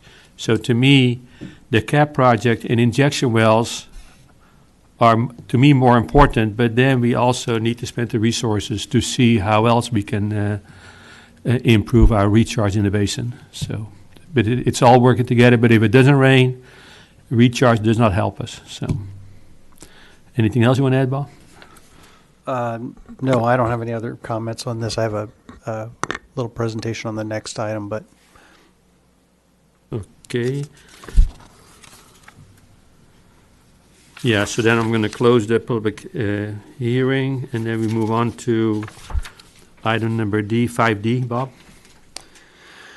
Yeah, so as you have all indicated, the groundwater sustainability plan has been quite an effort, and it is a living document. This is our foundational document, and as time goes and we find out, we learn new things and we get additional public input, things will certainly change in the plan. I think it's important to make sure we keep that process very public and stakeholder driven. Under Sigma, the GSA is required to adopt a GSP within 2 years of designating the GSA. And so here we are, recently forming the GSA and then, undertaking the development of this plan. It's been 2 years of hard work, and we've had a lot of stakeholder collaboration. We held 7 public workshops and 8 public workshops and 7 advisory committee meetings to discuss the plan. We've had outreach to other agency representatives, including the city and the counties of Santa Barbara and Ventura. We've worked with NGOs, and we've reached out to the tribes, and we've talked with citizens of Carpinteria about the plan. And so, as I said, it's really a stakeholder-driven document, there are certain things that we have to comply with under Sigma, but for the most part, we tailored the plan to reflect the input that we received. As you've heard today, the primary threat to Carpinteria groundwater basin were the 2 things, seawater intrusion and the lowering of water levels in the center of the basin. And we had much discussion of those 2 sustainability indicators, and we've fashioned the projects and management actions to advance towards sustainability with respect to those 2 indicators. And so, in the next 5 years, probably in the next year, we'll start to get working on, a lot of the management actions. The CAP, as you know, is happened or is not happening, but it's in design, and it's moving forward as we speak. And so, as well as the intertie project with Casitas has been fully designed, and they're waiting on some CEQA, NEPA compliance issues, and then they'll begin to construct it. When we expect the Sentinel well network to begin pretty quickly in the next few years. There are a number of data gaps that were identified in the plan, and we'll start looking at how to address those, gather data. There may be some small infrastructure projects that are required to collect more data, such as shallow wells by nearby creeks, so that we can evaluate the interaction between the creeks and the surface water, as well as more information along the coast with respect to how the seawater interacts with the groundwater basin. And then finally, the groundwater model, we expect to continue to refine and update that. Some of that work will occur as part of the CAP project, because there will be interaction between that water and and the groundwater basin. So we want to understand that. And then finally, the project feasibility and ranking study that Alan mentioned. As I said, that's going to be a plan that will involve public input. And so it's not defined in a hard way of what exactly that will include. So certainly we'll be interested in input, and I'm sure Alan will be right there to give us input. So thank you. So with that, in your packet, there's a resolution 30, and resolution resolves to find a couple of things. That the GSP in the form presented this day to the board of directors, and as I indicated in an earlier communication with you, that the final plan was uploaded last week onto the GSA website. This is a hard copy of the final plan. It's approximately 900 pages. Subject to any final non-substantive edits that may be made at the executive director's discretion prior to submittal to DWR, is hereby approved and adopted. So that'll be the first action taken by this resolution.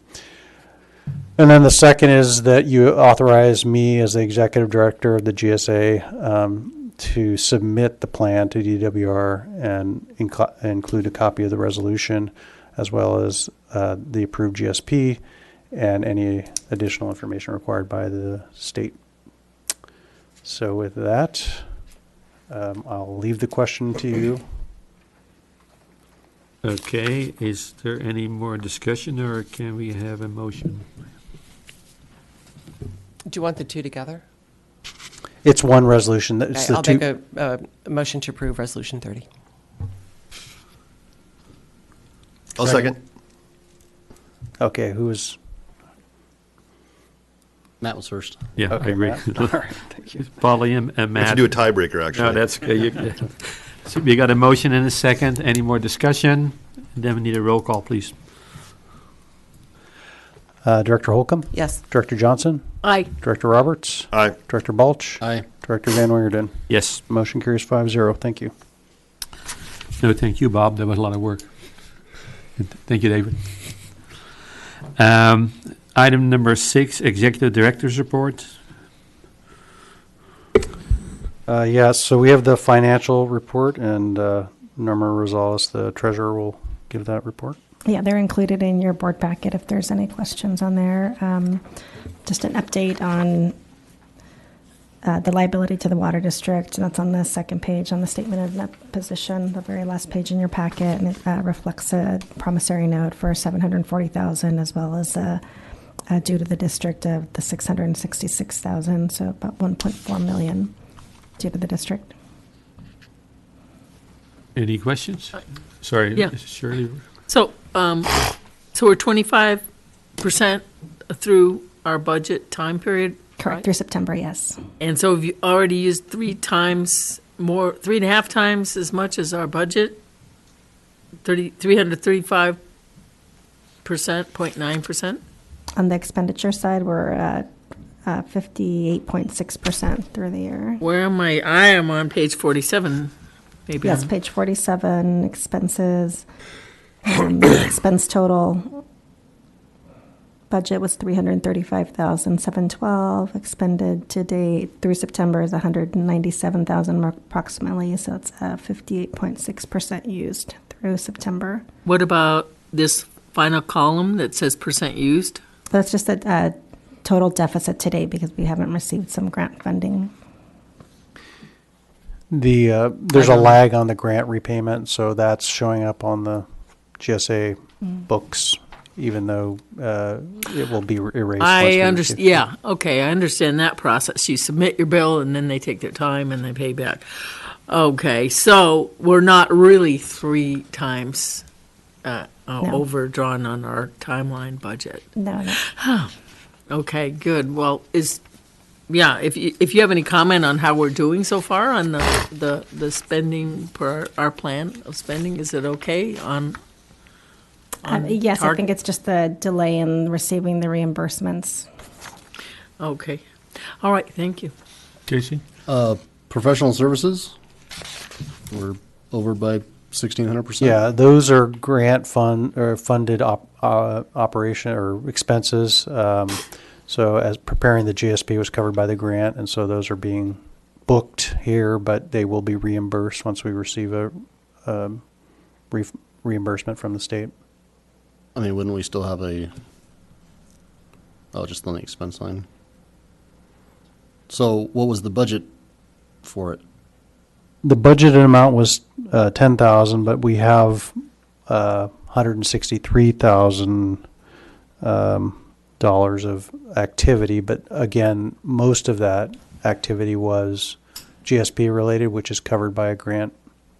So we're just waiting for that grant to reimburse us, so that will come off of this.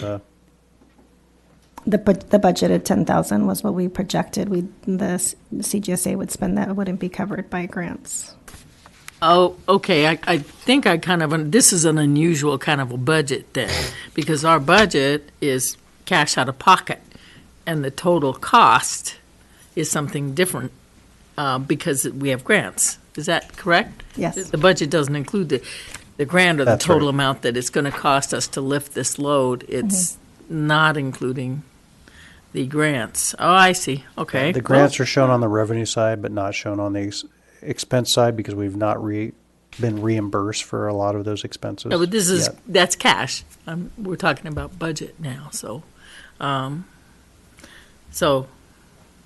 okay. I guess that's just the way it's done. So It's going to look odd and funky, and we were trying to come up with a way to present it because we're showing it up there yet. Once we receive the grants, it'll come off of there. It's just like yeah, a I think it would be holding better place. controlled if we had a budget that just shows this is what it's going to cost us, and then at the end say, this is the grant's going to take care of, and this is because it makes accountability for spending the money, because you're operating Yeah, I according can to. talk to our accountant about that and see if there's another way to Well, present. that'd be management, yeah. Your decision, I think, if you think it's a good idea. Okay, thank you. Yeah, just so I'm clear. So when we get the grant, will that expense drop off of the expenses on the report? The grant-funded ones, yes. The ones covered by the grant, yes. The only ones that will remain is what will not be funded by the grant. So we wouldn't be able to see what we spent in a year with all funding sources included on this report, right? Not on this report, no. Thanks. Something that we could include on a footnote. Yeah, I mean, I think it'd be, right, I mean, how else are we going to know what we spent? Yeah. Right, if it disappears once we get paid for it. Right. Thanks. Yep, I think that would be helpful, yes. So is Polly? there, is the grant, is it on time or is it delayed or is this,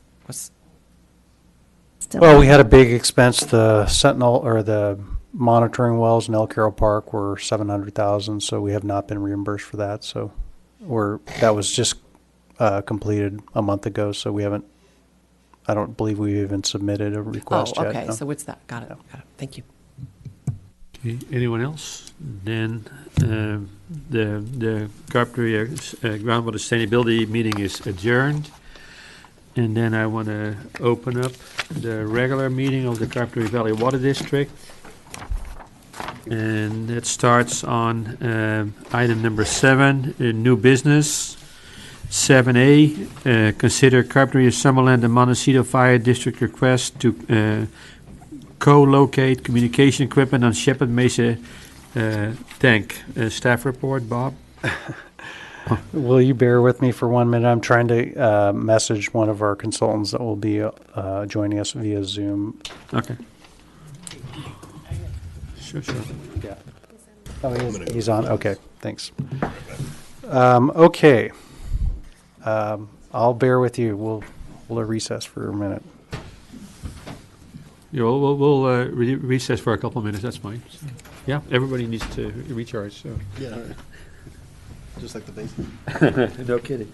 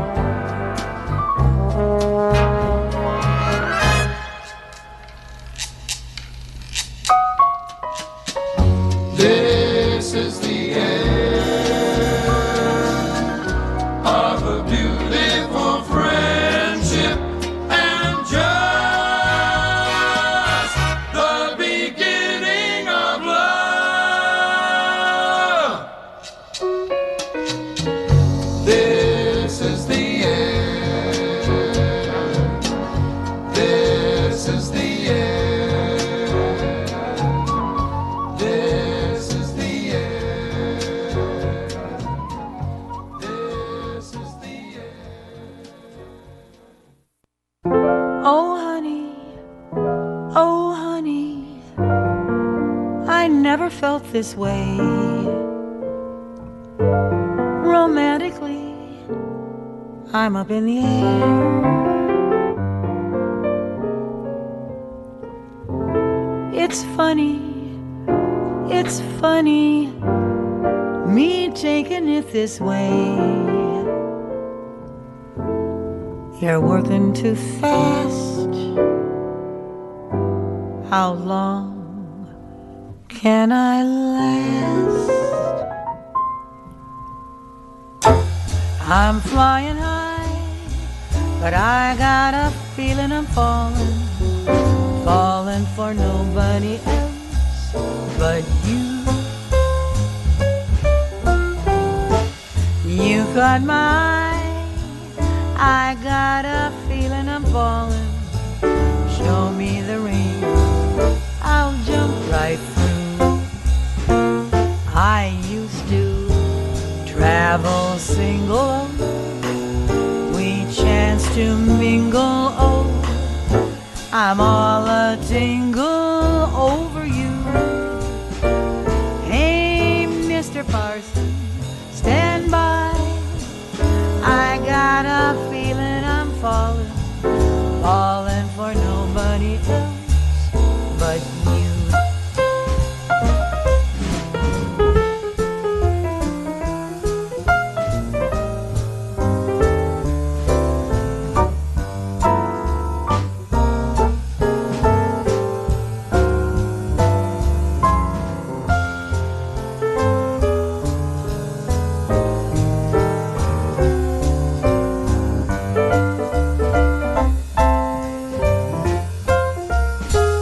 I used to travel single, oh, we chanced to mingle, oh, I'm all a tingle over you. Hey, Mr. Parson, stand by, I got a feeling I'm falling for nobody else but you. Falling for nobody else but you.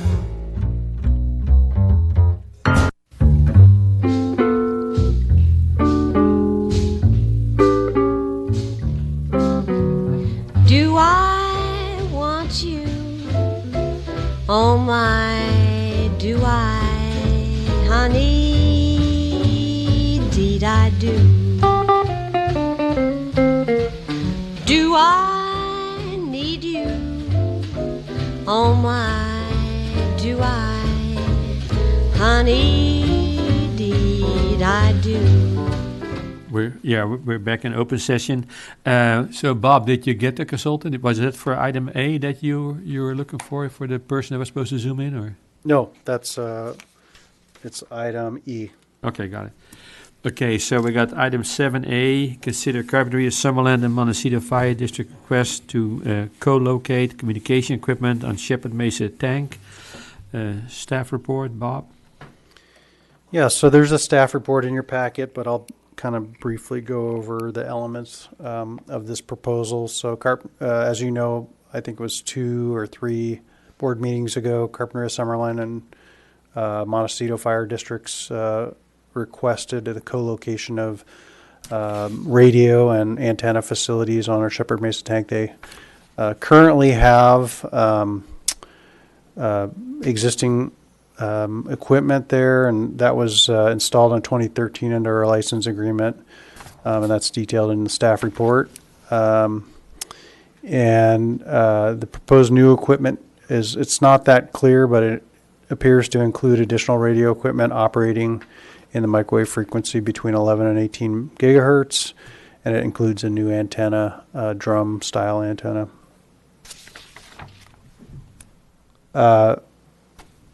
So the proposal from the fire districts requests co-location of that equipment and a new license agreement with CVWD. Montecito Fire District is acting as the project lead, and CVWD will liaise with them. And one of the requirements of the project will be a coastal development permit through the County of Santa Barbara, and it needs approval from the water district because we are the facility owner. So we will have to sign a line on the application saying we're okay with moving forward with this permit application. So in reviewing the proposal, staff identified a few key considerations. One is that the Shepherd Mesa tank is located in a pretty tight-knit neighborhood, residential neighborhood. And so what we'd like to see is a comprehensive outreach plan that the fire district develops to notify those folks up there what their intentions are and what and address the concerns of the neighbors. Second thing is we'd like to see a separate electrical meter service because one of the things that happens, we only have an electric meter up there for a light bulb on top of the tank and a cathodic protection system, which is very low voltage. And from time to time, we will actually we do have SCADA equipment up there as well. From time to time, we will shut the power off to do maintenance. And so that creates a problem because we don't want to interfere with their operations. And so it would be better for them to have their own electric meter. And we don't anticipate that that's a large barrier for them to get a meter. There's already a electrical drop there. We'd also like to negotiate the license agreement to make sure that our equipment is protected, that our SCADA signal is unaffected, and that the tank is protected, as well as any third-party liability is transferred to the fire district with respect to their equipment. And then, as I said, it's important that we understand what the radio and antenna equipment might do to our SCADA system. So we'll want to see collaboration between the fire district radio engineer and our SCADA integrator. Those are concerns that we have. A lot of those can be addressed during the license agreement negotiation. I think in particular, probably in the order of things, we want to see a neighborhood outreach plan developed sooner than later so that we can understand if there is a significant opposition to this in the neighborhood. Next step will be that the water district authorizes the authorization needed for the coastal development permit as the property owner.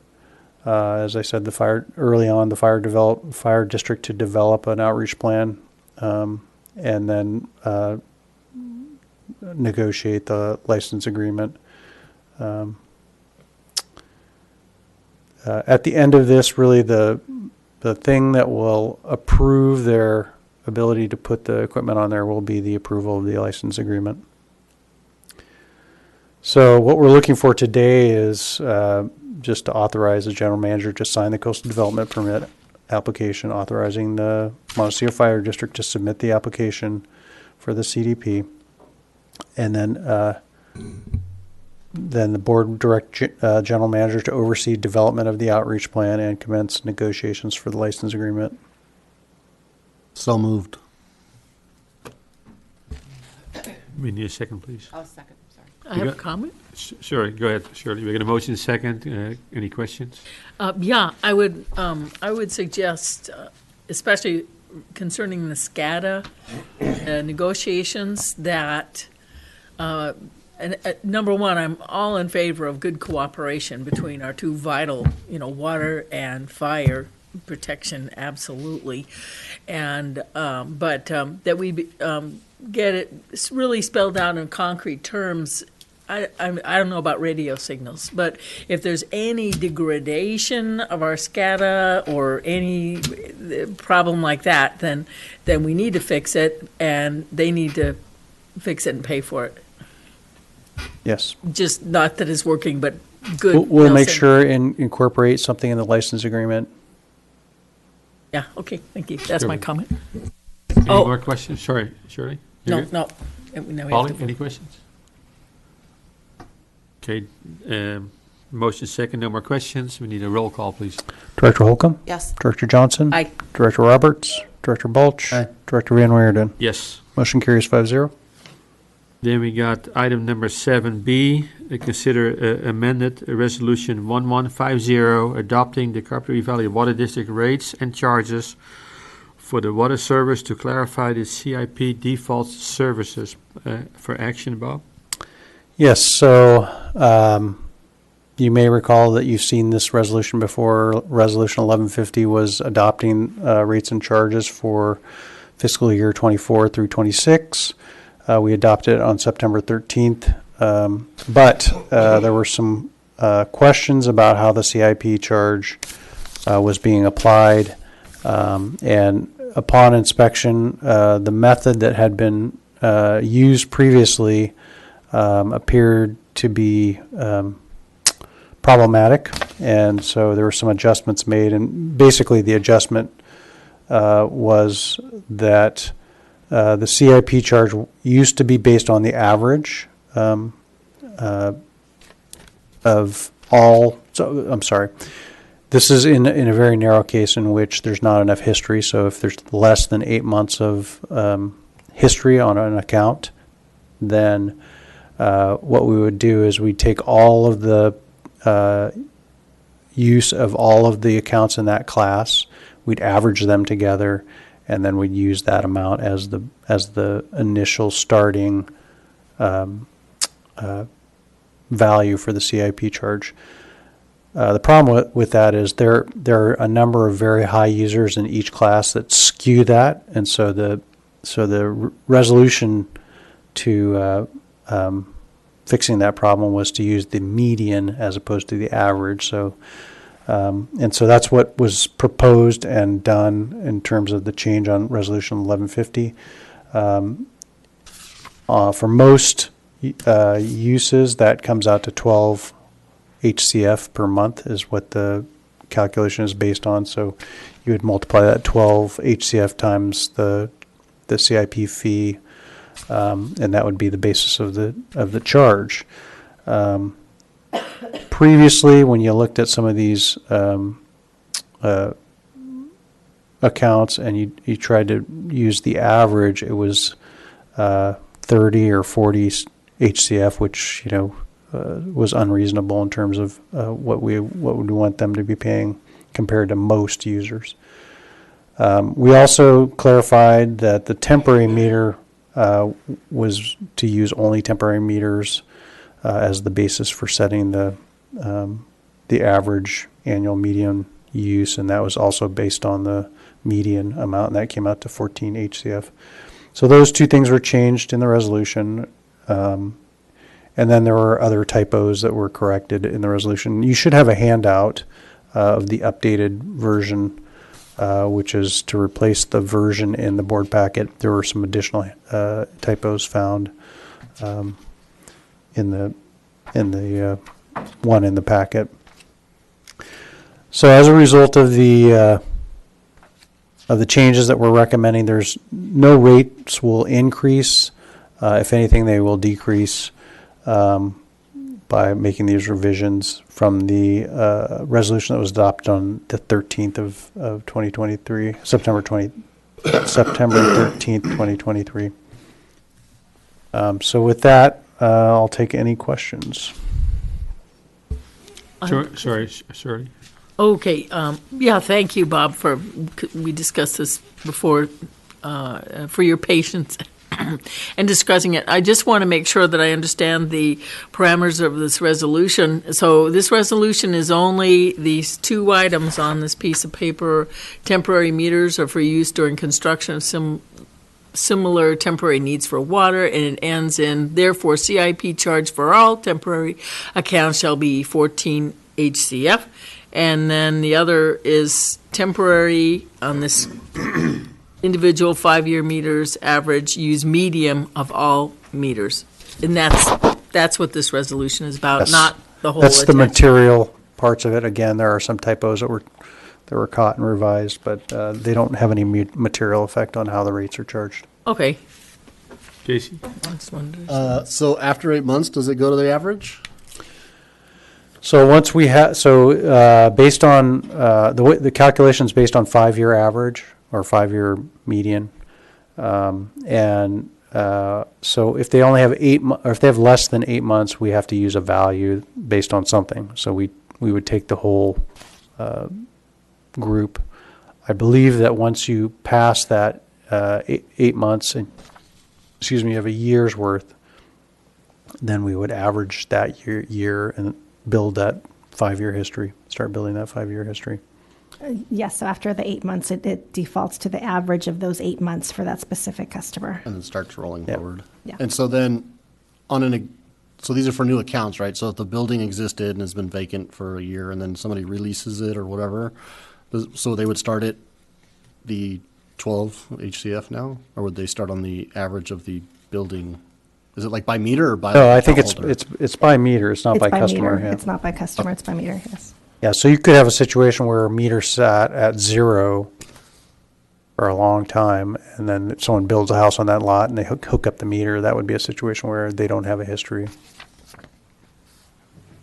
And then, is there a limit on temporary meter rentals or usage, like time-wise? That's a good question. I don't believe so. I think No. as long as they're paying the bill, we let them keep the meter. And so would they be subject to the same, like after 8 months, would they start to be billed like their actual Yeah, they get usage? their average, yes. Thanks. Okay, any more questions? Then we can have a motion, please.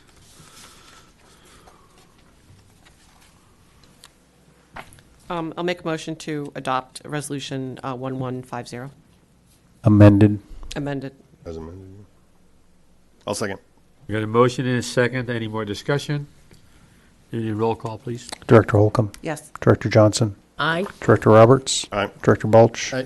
Director Van Wageren. Yes. Motion carries 5-0. Then we go into item number 7C, consider revisions to rules and regulations for Bob, please.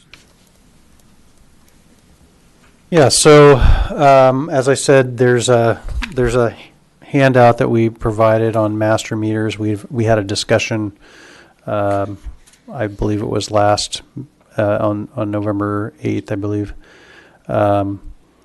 and that's in addition to what's in your board packet. And so there are 3 changes that will occur in the rules and regulations in December 13th. And so this is kind of the first hearing of those changes. One we just discussed was Resolution 1150, which is an appendice of the rules and regulations. So that will be updated in the rules and regs on December 13th.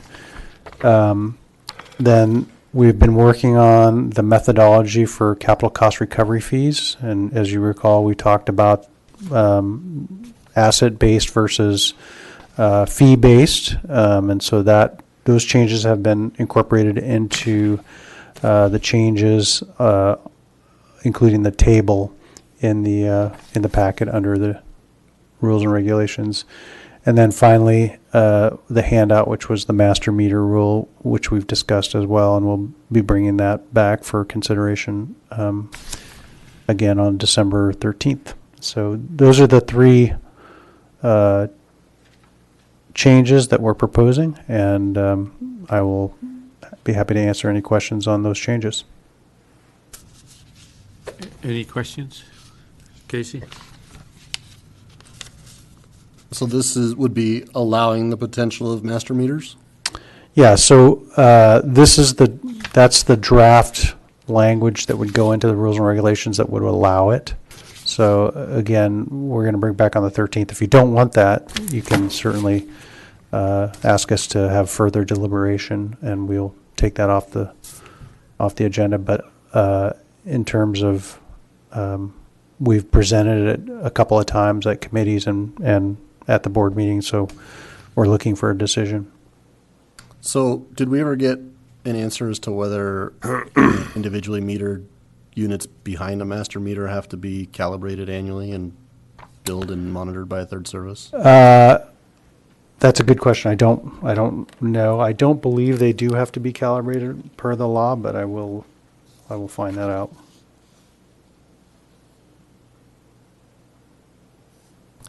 And so, not to get too into the weeds on it, so if you have to individually meterize every unit per SB7, is the concern or the difficulty in district property being, beyond the curb line, so to speak? Well, those meters would be sub-meters owned by the HOA or whatever organization that manages the building.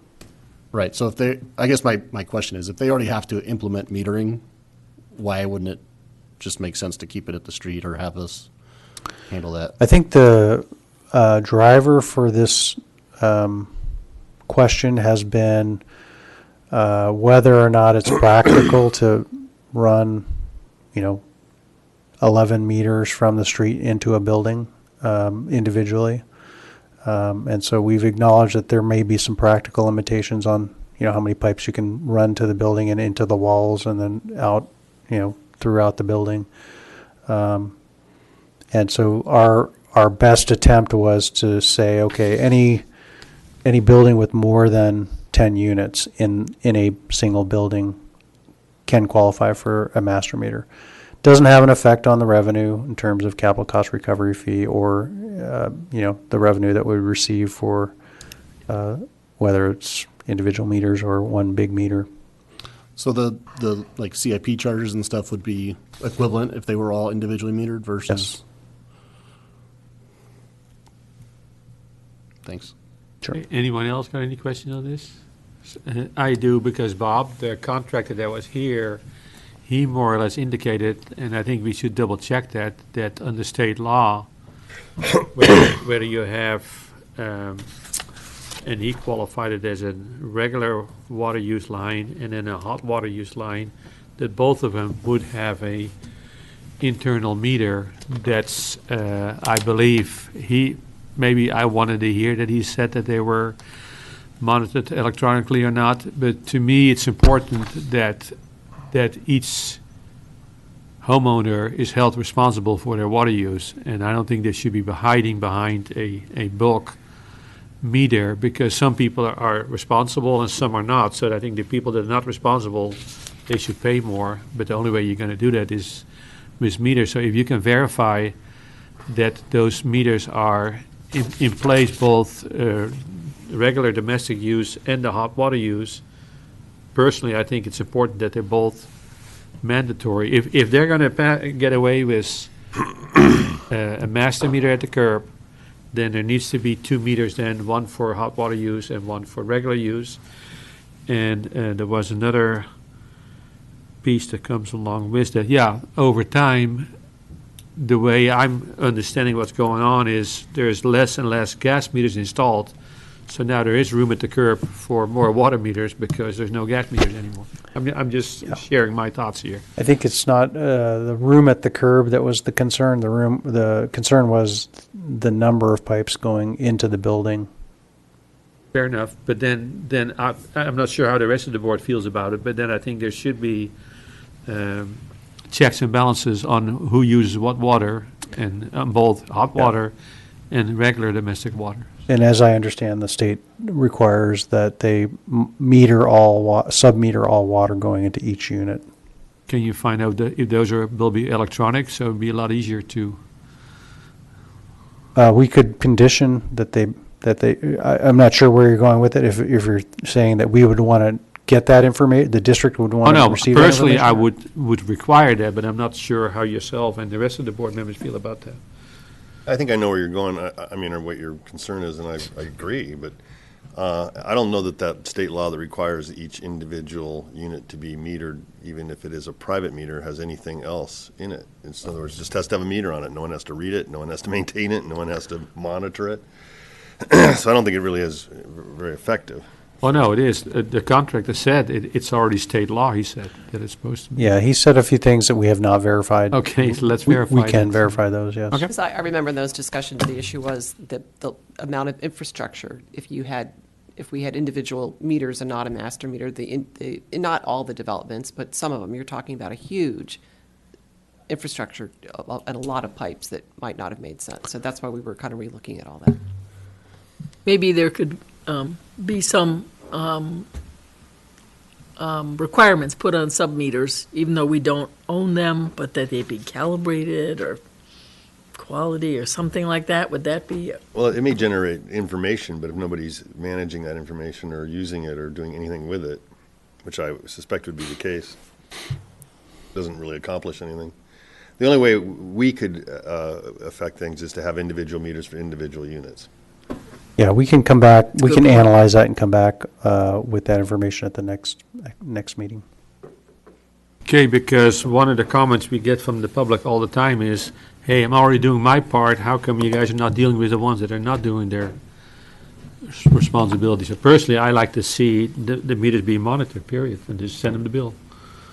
And they'll stop using less water. So Your position, I think, is, if I'm hearing you correctly, that the district should require a meter for each dwelling unit. If the contractor feels it's a lot less expensive to go with secondary or internal meters, as long as they're being monitored and being billed, that's fine. I mean, if they want to cut back on pipes, that's fine, go ahead.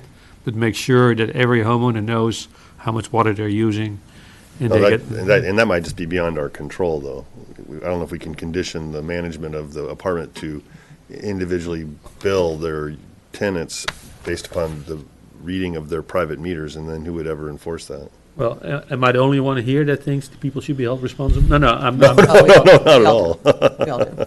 I think the question is the law comprehensive enough to really address the monitoring of those meters? And we will, like I said, we'll look into that and report back.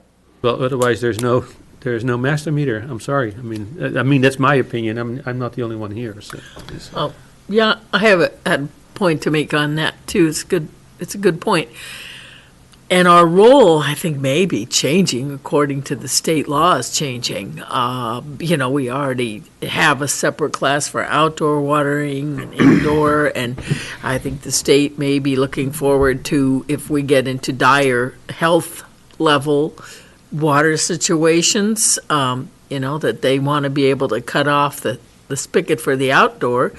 And but on the other hand, as far as master meters go, and Bob told me this when I first joined, when I first came here, as I go, wow, master meters must be really hard because nobody has to pay for their water, individually. And so isn't that, don't they use a lot more water than individually metered customers? And he says, well, actually, they use less, as far as our books are concerned and across the board, because I guess they don't have so much landscaping, but they don't tend to use more per dwelling unit if they're master metered. So that's, am I remembering correctly? And they're all billed differently, too. Yeah, that has to do They're all billed differently. That has to do with the mobile home coach master meters primarily, because they're, again, as you say, no landscaping and very small water users per coach. And so I don't know if that is true of, I don't know that we have any master meters where there are individual single-family residential homes behind a master meter, and so I don't know that. Oh, no, I thought it was apartments even. Apartments would be similar to mobile home parks, where they're very dense with no or very little landscaping, or they have a dedicated landscape meter. Yeah, so I guess to kind of piggyback on everything, so I guess it seems like we have a big push, right, to monitor your water. We have allocations, we have Eye on Water, and I feel like we're kind of stepping back if we allow master meters to, relatively a large number of customers potentially, in high density areas that we then lose resolution on, kind of lose the ability to, recommend Eye on Water and that kind of stuff. And then, if you get a management company or something that starts billing individual occupants according to their meters that they put in, or, they make up some fee to process their payment to pay us. And I just feel like, you could get these bills that seem outrageous. And then if a customer comes to us and says, my bill's unbelievable, and it's not us, it's these private management companies, I think that's where my concerns lie with the potential of it. So what you're saying is we really should have individual meters and to be the end of the discussion? No, I'm serious. I mean, the state is already telling us in a matter of years how much water each home is going to get, 1, 2, 3, 4 bedroom and landscaping, everything else. Same with farming, how much each acre of farm ground is going to get allocated. If we cannot pinpoint what these individual apartments are using, how do you ever get people to be responsible? And I agree with Casey on the other one, is there is some, not all landlords, but it's getting, I'll say that in some of the other things I do, there is a lot of advantage being taken of people that have no control over, over these things. So maybe we can do something about that. So, but anyhow, I'm not trying to change the world here. Just well, there's no action today, but No, this is good feedback, and we'll research it a little bit further and come back with a report on the 13th. And I just to add one comment, I'm not, while I'm open to the dialogue about it, I'm not convinced that if you have, we're talking about buildings with 10 or more units getting a master meter potentially, and I'm not convinced that 10 pipes into the building for 10 units is an engineering difficulty. I think it's the problem that's being presented to us is overstated. I just don't see it being that big of an issue. Well, thank you for bringing it up, because since there won't be any gas meters, we already solved, there's one less pipe going in there, so they can add a water pipe. So anyhow, that's my opinion. That's fine. That's fine. All right, thanks, Bob. Any other questions here? Okay, 7D, consider ratification of ordinance number 23-2, approving the allocation method adopted on November 8th, 2023 for action. Bob? Yeah, so this is something that came before the board November 8th, and there were only 3 board members here, so I wanted to bring it back for ratification while we had a full board, because it's an important ordinance, and we just want to make sure belt and suspender on this. Do you need a motion? Yeah, we need a motion. This is just FYI. Okay, so I'm going to make a motion to ratify ordinance 23-2. I'll second. We got a motion and a second. Any questions? Then we need a roll call, please. Director Holcomb? Yes. Director Johnson? Aye. Director Roberts? Director Balch? Aye. Director Van Weerden? Yes. Motion carries 5-0. Then we got item number 7E, consider the CAP draft JEPA draft ground lease for information. Bob? Yeah, this is something that we've been working on hard for the CAP project, an agreement between the Carpinteria Valley Water District and the Carpinteria Sanitary District on how to share the burden of the CAP project, how to split up the liability and cost and risk and all that stuff. The JEPA, Joint Exercise of Powers Agreement, is essentially the master agreement that defines how things will be handled. And then the lease is an instrument that will be used to grant ground rights or property rights for the building operation of the advanced water treatment plant at the sanitary district. And so we've come to a point where we've had it at committees and board level review. We come to a point where we think we're pretty close, and so I wanted to have a chance to go over it with you all before we come back for a consideration of approval of the both the agreement and the lease. Rob Morrow is joining us via Zoom, and will kind of walk us through it. They've been keeping track of some of the changes and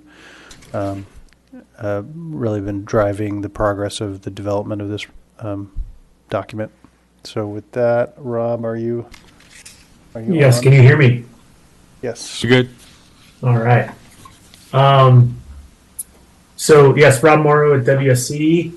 Obviously we've met before. So first off, congratulations on the GSP. I know that's years of work in the making, so it's a big deal for the district and everyone in the groundwater basin. So congrats on that. So we're here talking about the JEPA, the Joint Exercise of Powers Agreement with the Sanitation District, and the ground lease, because we've been making pretty good progress on CAP. We don't have any formal updates yet. We're getting some big design submittals next month, in a few weeks, and so I think we'll have some bigger updates soon. We've also been working with the state on the SRF loan, the low interest loan, and have worked through a lot of the legal and financial and technical items. And this agreement is one item that's also ultimately the state's has some interest in, because they want to make sure the water district has access to where the biggest component of the project is going to be. So they've actually taken a look at the draft, and we've gotten some initial feedback from them. But in general, we're moving forward with the SRF agreement, looking early next year to get general concurrence and to get to the final negotiations for that. And so that's just a little background on why we're talking about this now. I guess the other big picture thing is we're about a year out from bidding for construction. So again, we'll be talking more between now and then, but getting this in place is a key part of getting the project up and going. So my thought was I'll share my screen, and I've highlighted a couple sections I wanted to make sure you saw. Stop me at any time as we go through it. And we can answer questions. Also, especially as we get into the more of the legal aspects, Carrie's available. And then also, I realize you're way into your meeting, so I'll try to go fairly quickly here and more listen for you asking questions than covering every little detail. So I'm going to share my screen. Okay. I'll follow along. I guess I should say on the board packet, the lease is first. So actually, I want to start with the JEPA, which is I can't see that. There we go. Starts on page 108 of your packet after the lease. And so I'm just going to scroll down again. Chime in if you want, if you need some clarification. I think one of the key things, definitions that's in here that is carried through the JEPA and through the lease is the AWPF, the Advanced Water Purification Facility. So that is basically, we define this to be all the facilities that are within the sanitation district wastewater treatment plant property. So like from an engineering perspective, the AWPF, the treatment component is one building, and there's a pump station and pipes. But from the agreement standpoint, we're putting that all in, basically all the facilities that are within the sanitation district property are part of what we talk about when we talk about the AWPF within the lease. And here's a quick look at the current layout. We got the beach to the right and Carpinteria Creek on the top, 6th Street to the left. And so the AWPF, the treatment building, is this blue area. So that's the bulk of what we're talking about. But there's also, to the right, we're going to have a equalization tank, which is going to equalize the flow, the wastewater flow that's coming out of the wastewater treatment plant. So we have a consistent flow going into the treatment plant. And then coming out of the treatment plant, we've got a clear well, which will have the clean product water and a pipeline heading out of the property. So again, these are the facilities we're proposing generally to be placing within the sanitation district property. And I flashed this up real quick, but just to give you an idea, again, we'll be having a broader update on the project once we get the latest drawings. But this is a little 3D visual of the building, the advanced treatment plant that we were just looking at in 2D there a second ago. Okay, so back to the JEPA. Again, I'm just going to slowly scroll. So section 3, the project really confirms that the water district has access to the project on the sanitation district site. The water district is the lead for design for CEQA and NEPA. But the sanitation district has a very important role in providing information on the design and permitting. And so I highlighted these couple items here, 3.6, 3.7, because it's a key distinguisher for this project. The sanitation district currently has an NPDES permit to discharge their treated wastewater to the ocean. They're going to continue to have that permit. And what's being added to that is the waste streams from the advanced treatment plant, primarily reverse osmosis concentrate. And so we're working with the sand district and working with the regional board to update their permit to incorporate that discharge into their existing permit. The new permit for this project, the permit to inject purified water into the groundwater basin, is called a waste discharge requirement, water recycling requirement permit. And so that's the water district is going to own that permit, but components of that are going to be reporting components of that are from advanced treatment plant operations. So the sanitation district is going to be a key partner in compliance with that permit and reporting on that permit.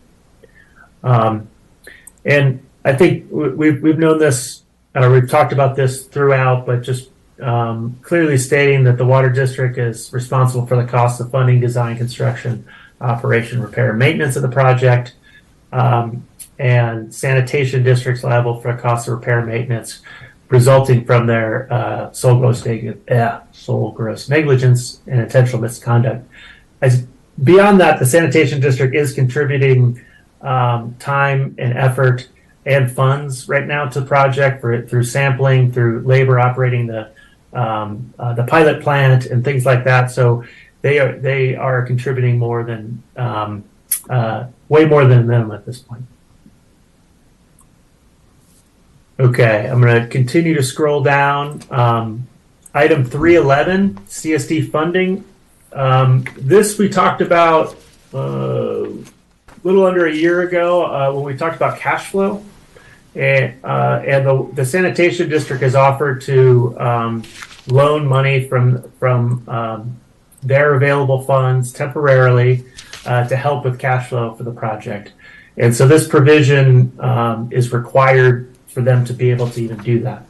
And so now, once this agreement is in place, they will have the ability to loan the water district money to help with some of the cash flow items, which goes back to some of the grant discussions you were having earlier. That helps kind of bridge some of the time when costs are incurred and when grants reimburse that money.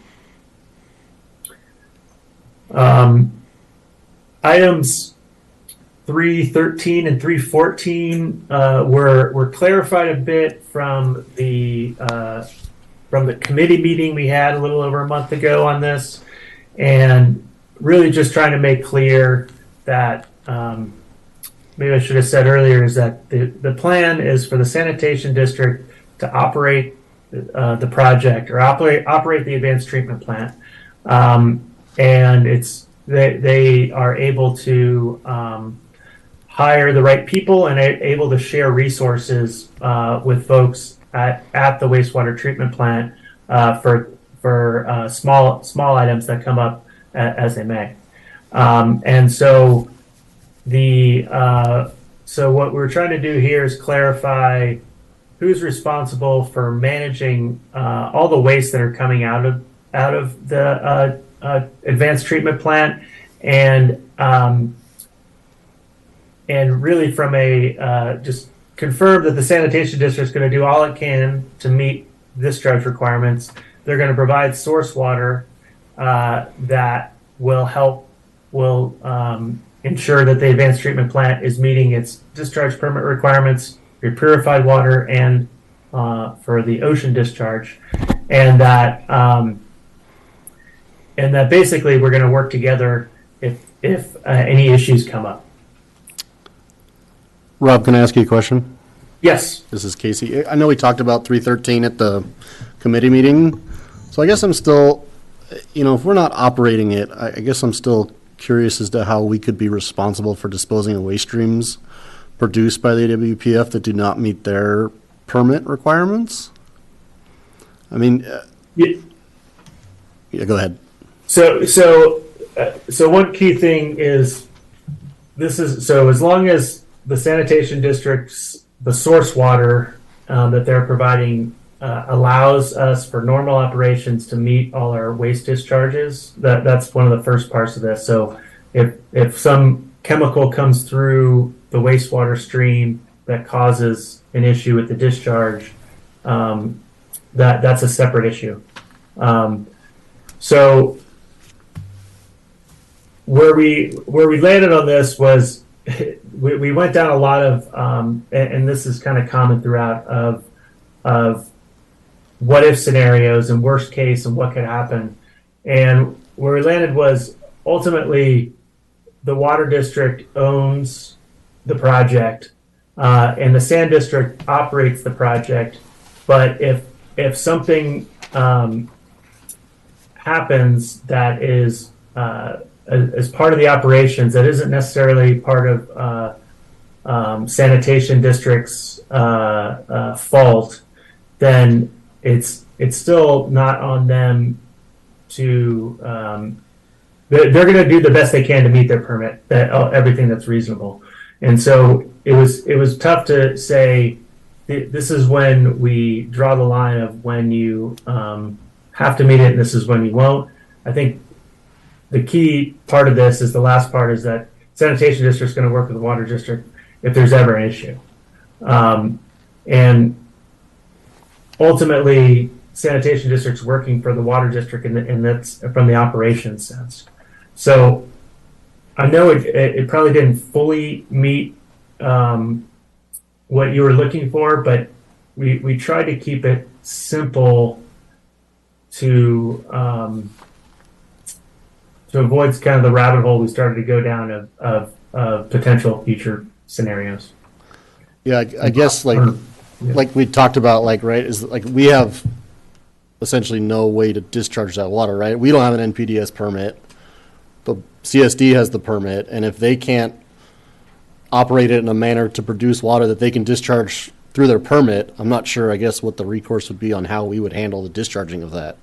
Mm-hmm. Why would they not be responsible for all discharges from their facility at all times? Well, I think from their perspective, they could continue if their source water is meeting their current discharge permit limits, then they could continue to operate if our project was not at their plant. Sure. So we add the project to their plant, and project operations cause a violation or cause discharge issues, then it goes back to the project. But sanitation district is operating the project. So I think that's where it comes back to the two districts working together. We really couldn't come up with a reasonable scenario where this would be the case, where it wouldn't be, where there wouldn't be, like in the example of some kind of negligence on an operator perspective, that is in the sanitation district's. That's the sanitation district's responsibility. If one of their operators is negligent and causes issues, this is normal operations that's causing these issues. Rob, I think one of the most likely conditions that this term would apply to is where there's a violation based on concentration of discharge versus total daily limit. And so I think, the part that says when the source water meets CSD's NPDES permit for ocean discharge basically means they have to operate their existing wastewater treatment plant within the permit. So really where this would be an issue is if the concentration of the brine or the reject through the RO is discharged and it exceeds some concentration. We don't anticipate that to happen, but I think the CSD is saying, well, we can't be responsible for that. This is your project. And if that happens, then you have to mitigate it by changing the process or adding some chemical to the process such that blending or something. Yeah. So that water's not captured, right? That's out the pipe already. So we would be responsible for fines incurred for violations of the permit? Yeah, that's a good question. I think one of the things that built into this agreement is that we're working together enough that we're seeing that if there is an issue coming up, and I anticipate that the fines would apply after ignoring it long after there's a problem, and so we wouldn't intend to operate the project in that way. We would begin to blend immediately when we see there's a problem developing. Thanks.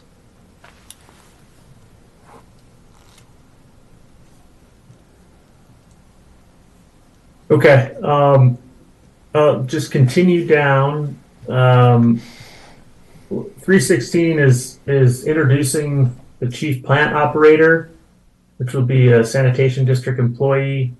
I think I just wanted to highlight this here because I wanted to mention that in addition to the lease agreement, there's an operations agreement that we're currently working through, and I'll talk about that a little bit more later. But the chief plant operator is important because they're the ones that are signing off on permit related information, submittals to regional board and others. And from the sanitation district perspective, other than the general manager, they're the main person in charge of the advanced treatment facility.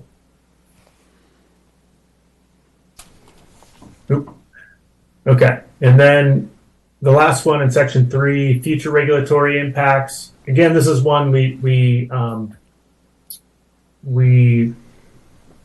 did a lot of scenario discussions, and what we ended up with again was to try to keep it simple, that the parties agree to work collaboratively to meet future requirements, and also stating that sanitation districts responsible for funding and complying with future regulations concerning discharge that would be in place in absence of the project. So if there's new requirements that would have to be, that the sanitation district would have to deal with, that they have to deal with even if the project wasn't in place, then that's on them. And then at that point where the project is in place, so we're working together to make sure that both parties are in agreement on how that's going to be met and making sure that benefits are shared. Can I ask a question on that? Mm-hmm. I think I understand. This was mentioned before when we were first talking about it. I don't feel real strongly about it, but in the case that the state of California says all sanitary districts, cannot, they change the rules of their discharge requirements. In other words, either they can't discharge anything in the ocean, or it has to be super pure, and they get a monetary benefit from having the CAP project doing the advanced treatment. Is that what this is about? And that we get a credit, or a CVW, that they get a credit if that happens? Or share, as you said, share in the savings? Yeah, there's two aspects. That's one of the main ones, which this last item is addressing, and the other part is just new regulations that we're not expecting today that impact the project. But for example, maybe the sanitation district could manage it much more cheaply than we could on the back end, and so we'd work together to implement that cost effectively. So it says, I'd say that it covers those two scenarios. Kind of vaguely. Okay, cool. We don't know.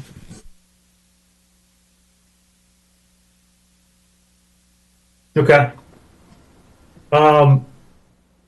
Article 4, financing. So just mentioning the SRF loan here, and I think the key thing, and this will show up in the lease agreement too, is that the loan is for 30 years, and it starts after construction is complete. So this agreement is going to be 30 years plus the say, as of today, 3 years until we finish construction. And so right now it doesn't have a firm end date because we have to get to notice of completion date to start that 30-year clock. So it's a slightly different setup than we're used to, is when we put a certain date on agreements.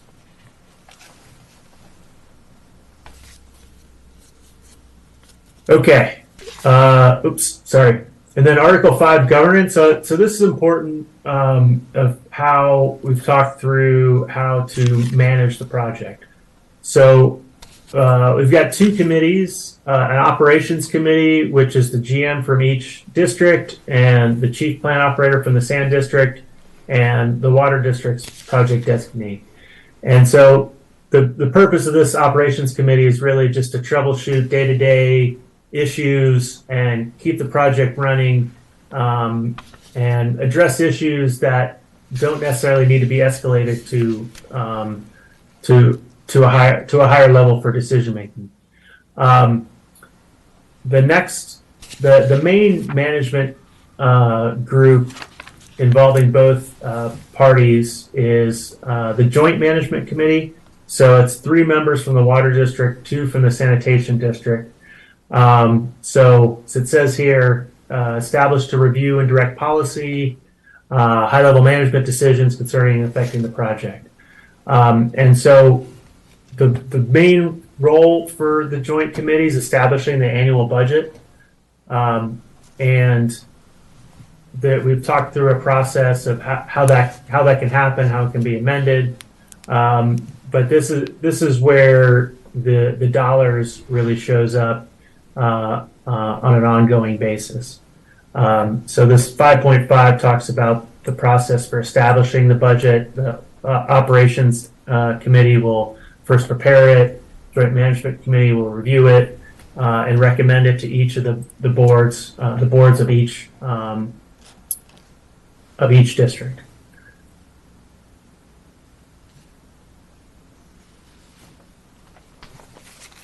Okay, I'll continue. There's no questions. So Rob, I'll just make a comment.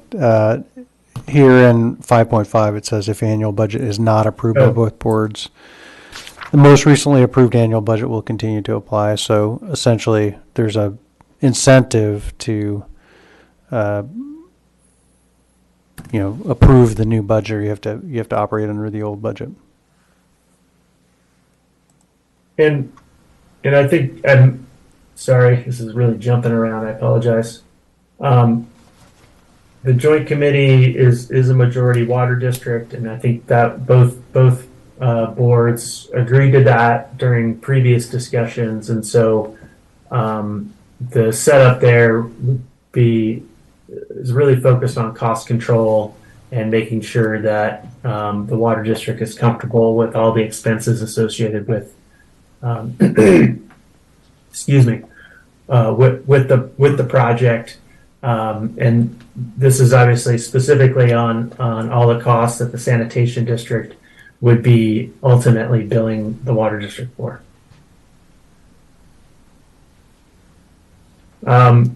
So related to that, Article 6 is about cooperation, and we divided up into two categories similar to the committees. The first one's the operations agreement, and this is the key. This has a lot of the key cost information.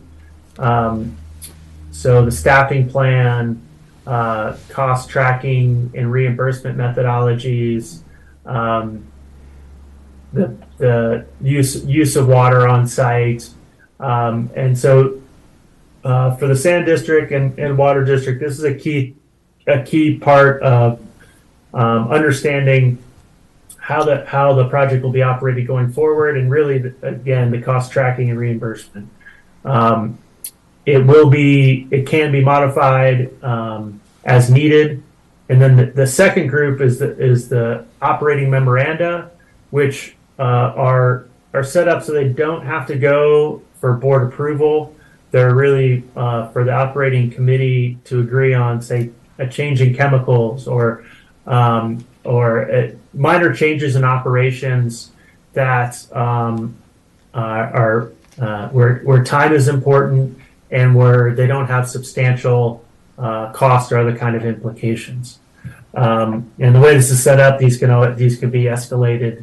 Same with the operations committee. Items can always be escalated up to the joint management committee and ultimately to each board.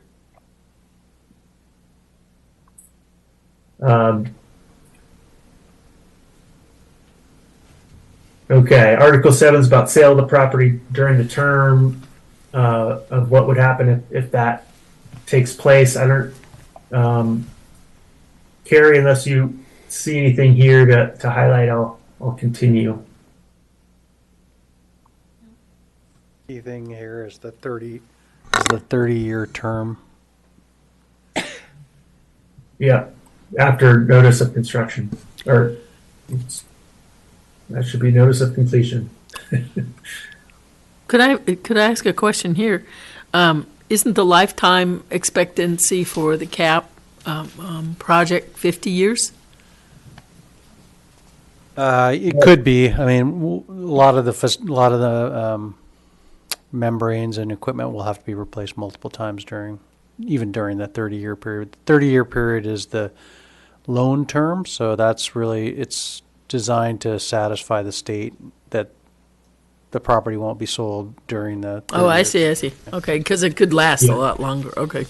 Yes, and there's renewal terms in here. Okay. With that expectation. Should that be changed to completion? Yeah, we've noted it. Okay. Amendment. Let's see. Okay, insurance.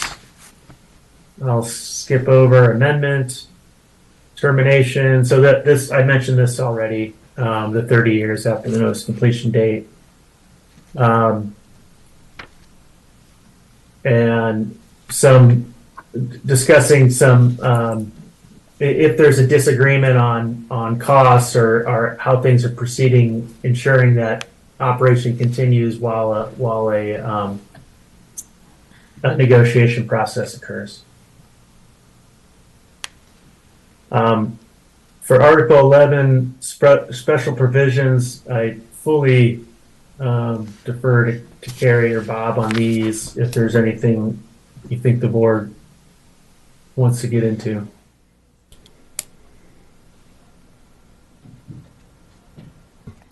I think it's important to note under the special provisions, the dispute resolution. So we try to include a very robust internal dispute resolution clause that requires the parties to work together rather than just escalate immediately to the courts. So you'll see it's just step by step based on the number of days of the dispute, who gets involved in resolving the disputes, what kind of meetings are had, when that gets elevated to the joint management committee, then the boards of directors, that sort of thing. And then we have a mandatory arbitration provision. at the end. So just trying to resolve any disputes that might arise before elevating to full litigation.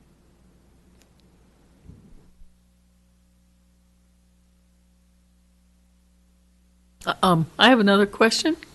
Sure, good. Is there any way in here that it delineate? Think of the scenario where there's a big flood and the water comes, it damages the whole, area, and do we have some delineation of who owns? I know insurance. You're going to have insurance, but who is responsible for what in the case of a catastrophe? I think it goes back to the definition of the AWPF. So all of those facilities are owned by CVWD, and so they would be protected under our property insurance. Okay, yeah, that's what I wasn't too clear on too. That okay, that would handle that then. Okay, thank you.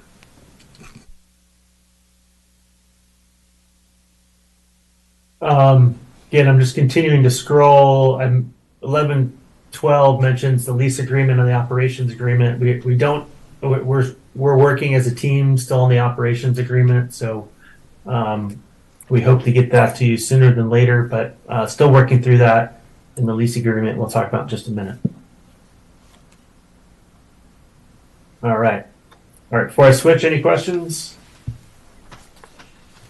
I think the lease is fairly straightforward, and again, I think I'm mainly going to defer to Bob and Carrie as far as what you think your board members are most interested in. I think the lease really defers back to the JEPA for a lot of the most of the terms. Again, like, the effective date and termination date. I think no rent is being paid by the water district to the sand district. There's terms on subleasing and transfers.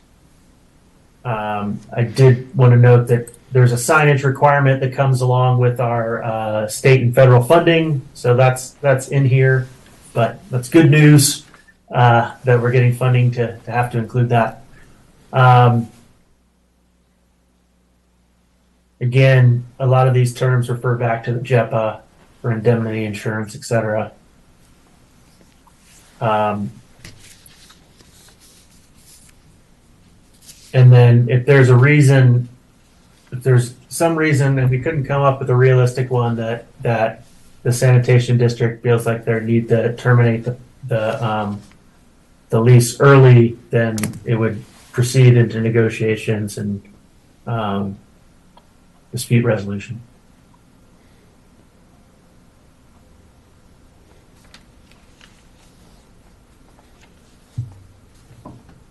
All right, I'm going through this pretty quick. I know you guys are well into your meeting, so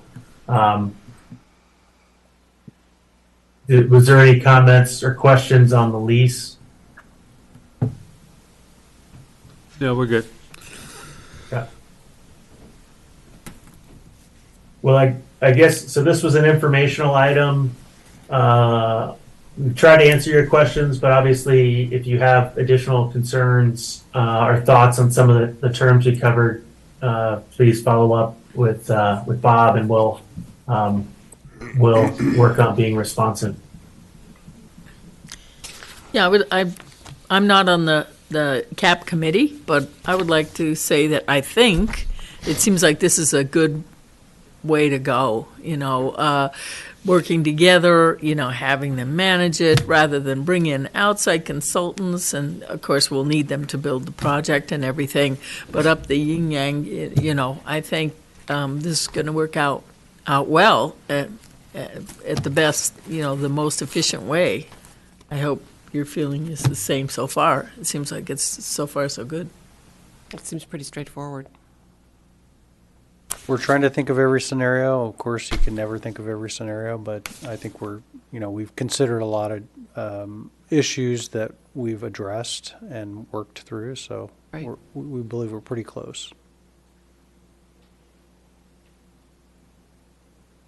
Okay, we're good. Great. Thanks, Rob. Okay, thank you. Thank you, Rob.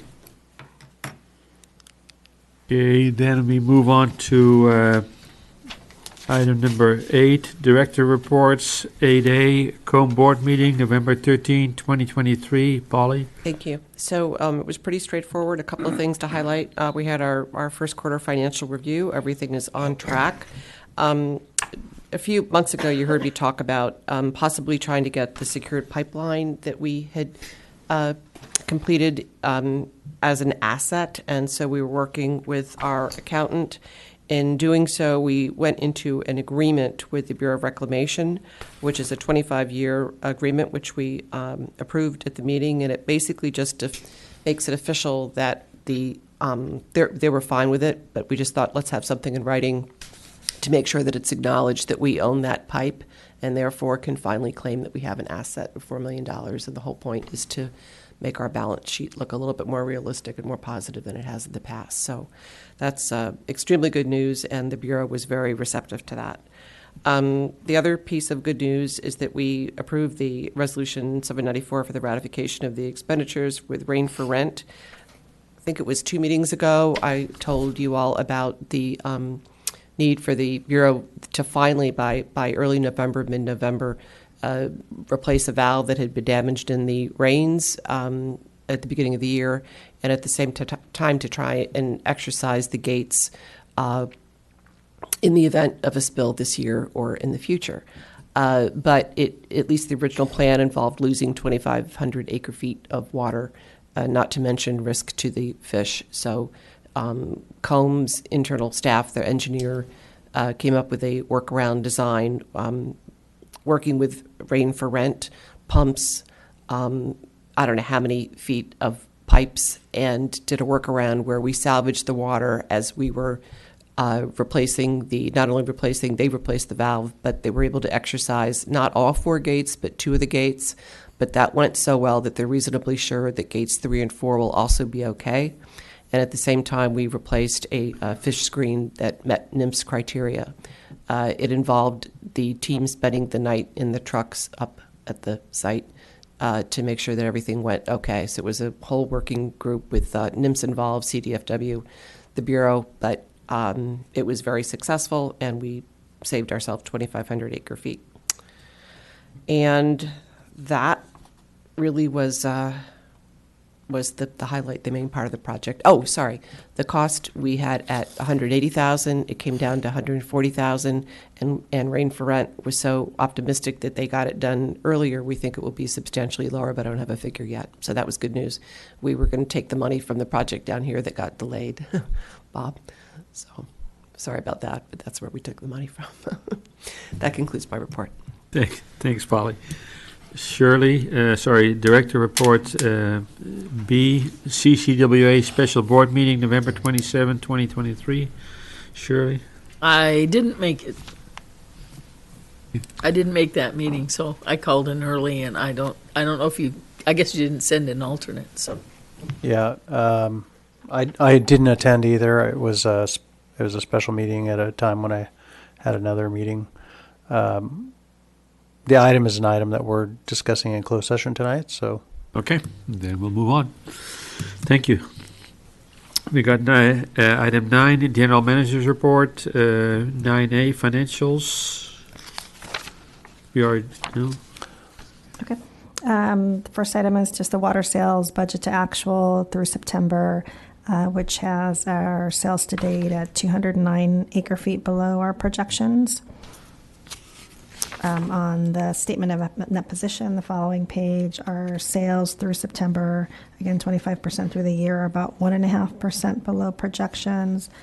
And our overall expenditures are at approximately 21.27%, so about 3.5% below projections. So we'll have, after we get halfway through the year, we're going to do an assessment of where we are in terms of water revenue. We'll come back to the board with a report in January. Any questions? I have a question. I have a question on the packet page 126, Carpinteria Valley Water District budget. That's the overview, I guess. And I wonder why. I was looking at the sales to agriculture, and it looks like the actual is under the budget. You know, it's 628, and the budget to date 764. And if you go to look at page 127, and the ag, irrigation water sales, it says it's 28.2%. So that would mean that we sold more, but maybe irrigation water sales isn't the same as ag water sales. So there we oversold per our budget, right? So why is that? Yeah, that is there. That encompasses all of irrigation, anything classified as irrigation. So I could look into that and find out why that looks. So the difference might be just, field irrigation or outside of offices, parks. I can look into that and get back to you next meeting. But still, we irrigated, we did the budget, and so it's still over budget, so. Anyway, okay, it's just a little curious. Thank you. Any other questions? Then we move on to item number 9B, engineering report. Yeah, I'll point out a few things in the engineering report. Let's see here.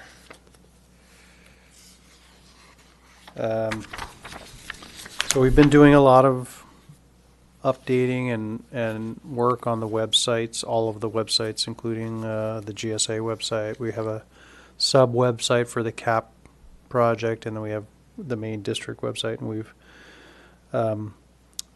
been using it a lot more than we have in the past to reach people and deliver information and documents, and so we're happy about that. There's some additional work that we'll be doing in terms of ADA accessibility, and so websites are required to allow disabled people access so that they can, read and even hear the contents of a website. So we'll be reviewing that and working on making sure that we're meeting the requirements of the law.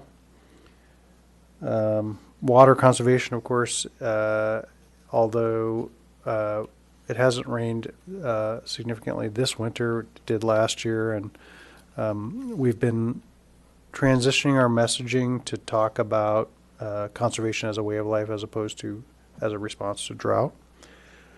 And so that's been ongoing. We're sort of updating our messaging on all the different fronts that we utilize. We continue to grow Ion Water signups, which is currently at 12% of users at 540 accounts, so that's a good thing. Could I say one quick thing on that? Sure. I don't know. It saved us a couple of weeks ago. I got an email saying we have a possible leak detection. I don't know how many gallons, like 80 gallons or something like that. I said, "Hey, John, did you leave a?" And he said, ran out the door, turned off. That's not what he said, but he ran out the door, turned off the thing. So it worked, and we got an update, I don't know how many hours later, saying leaks, stopped. And so the system worked and sure helped us. Great. Good point, thanks. Then there's the liver project. We've been waiting on a permit for that. It looks like we're currently scheduled to finish up that project in March of 2024.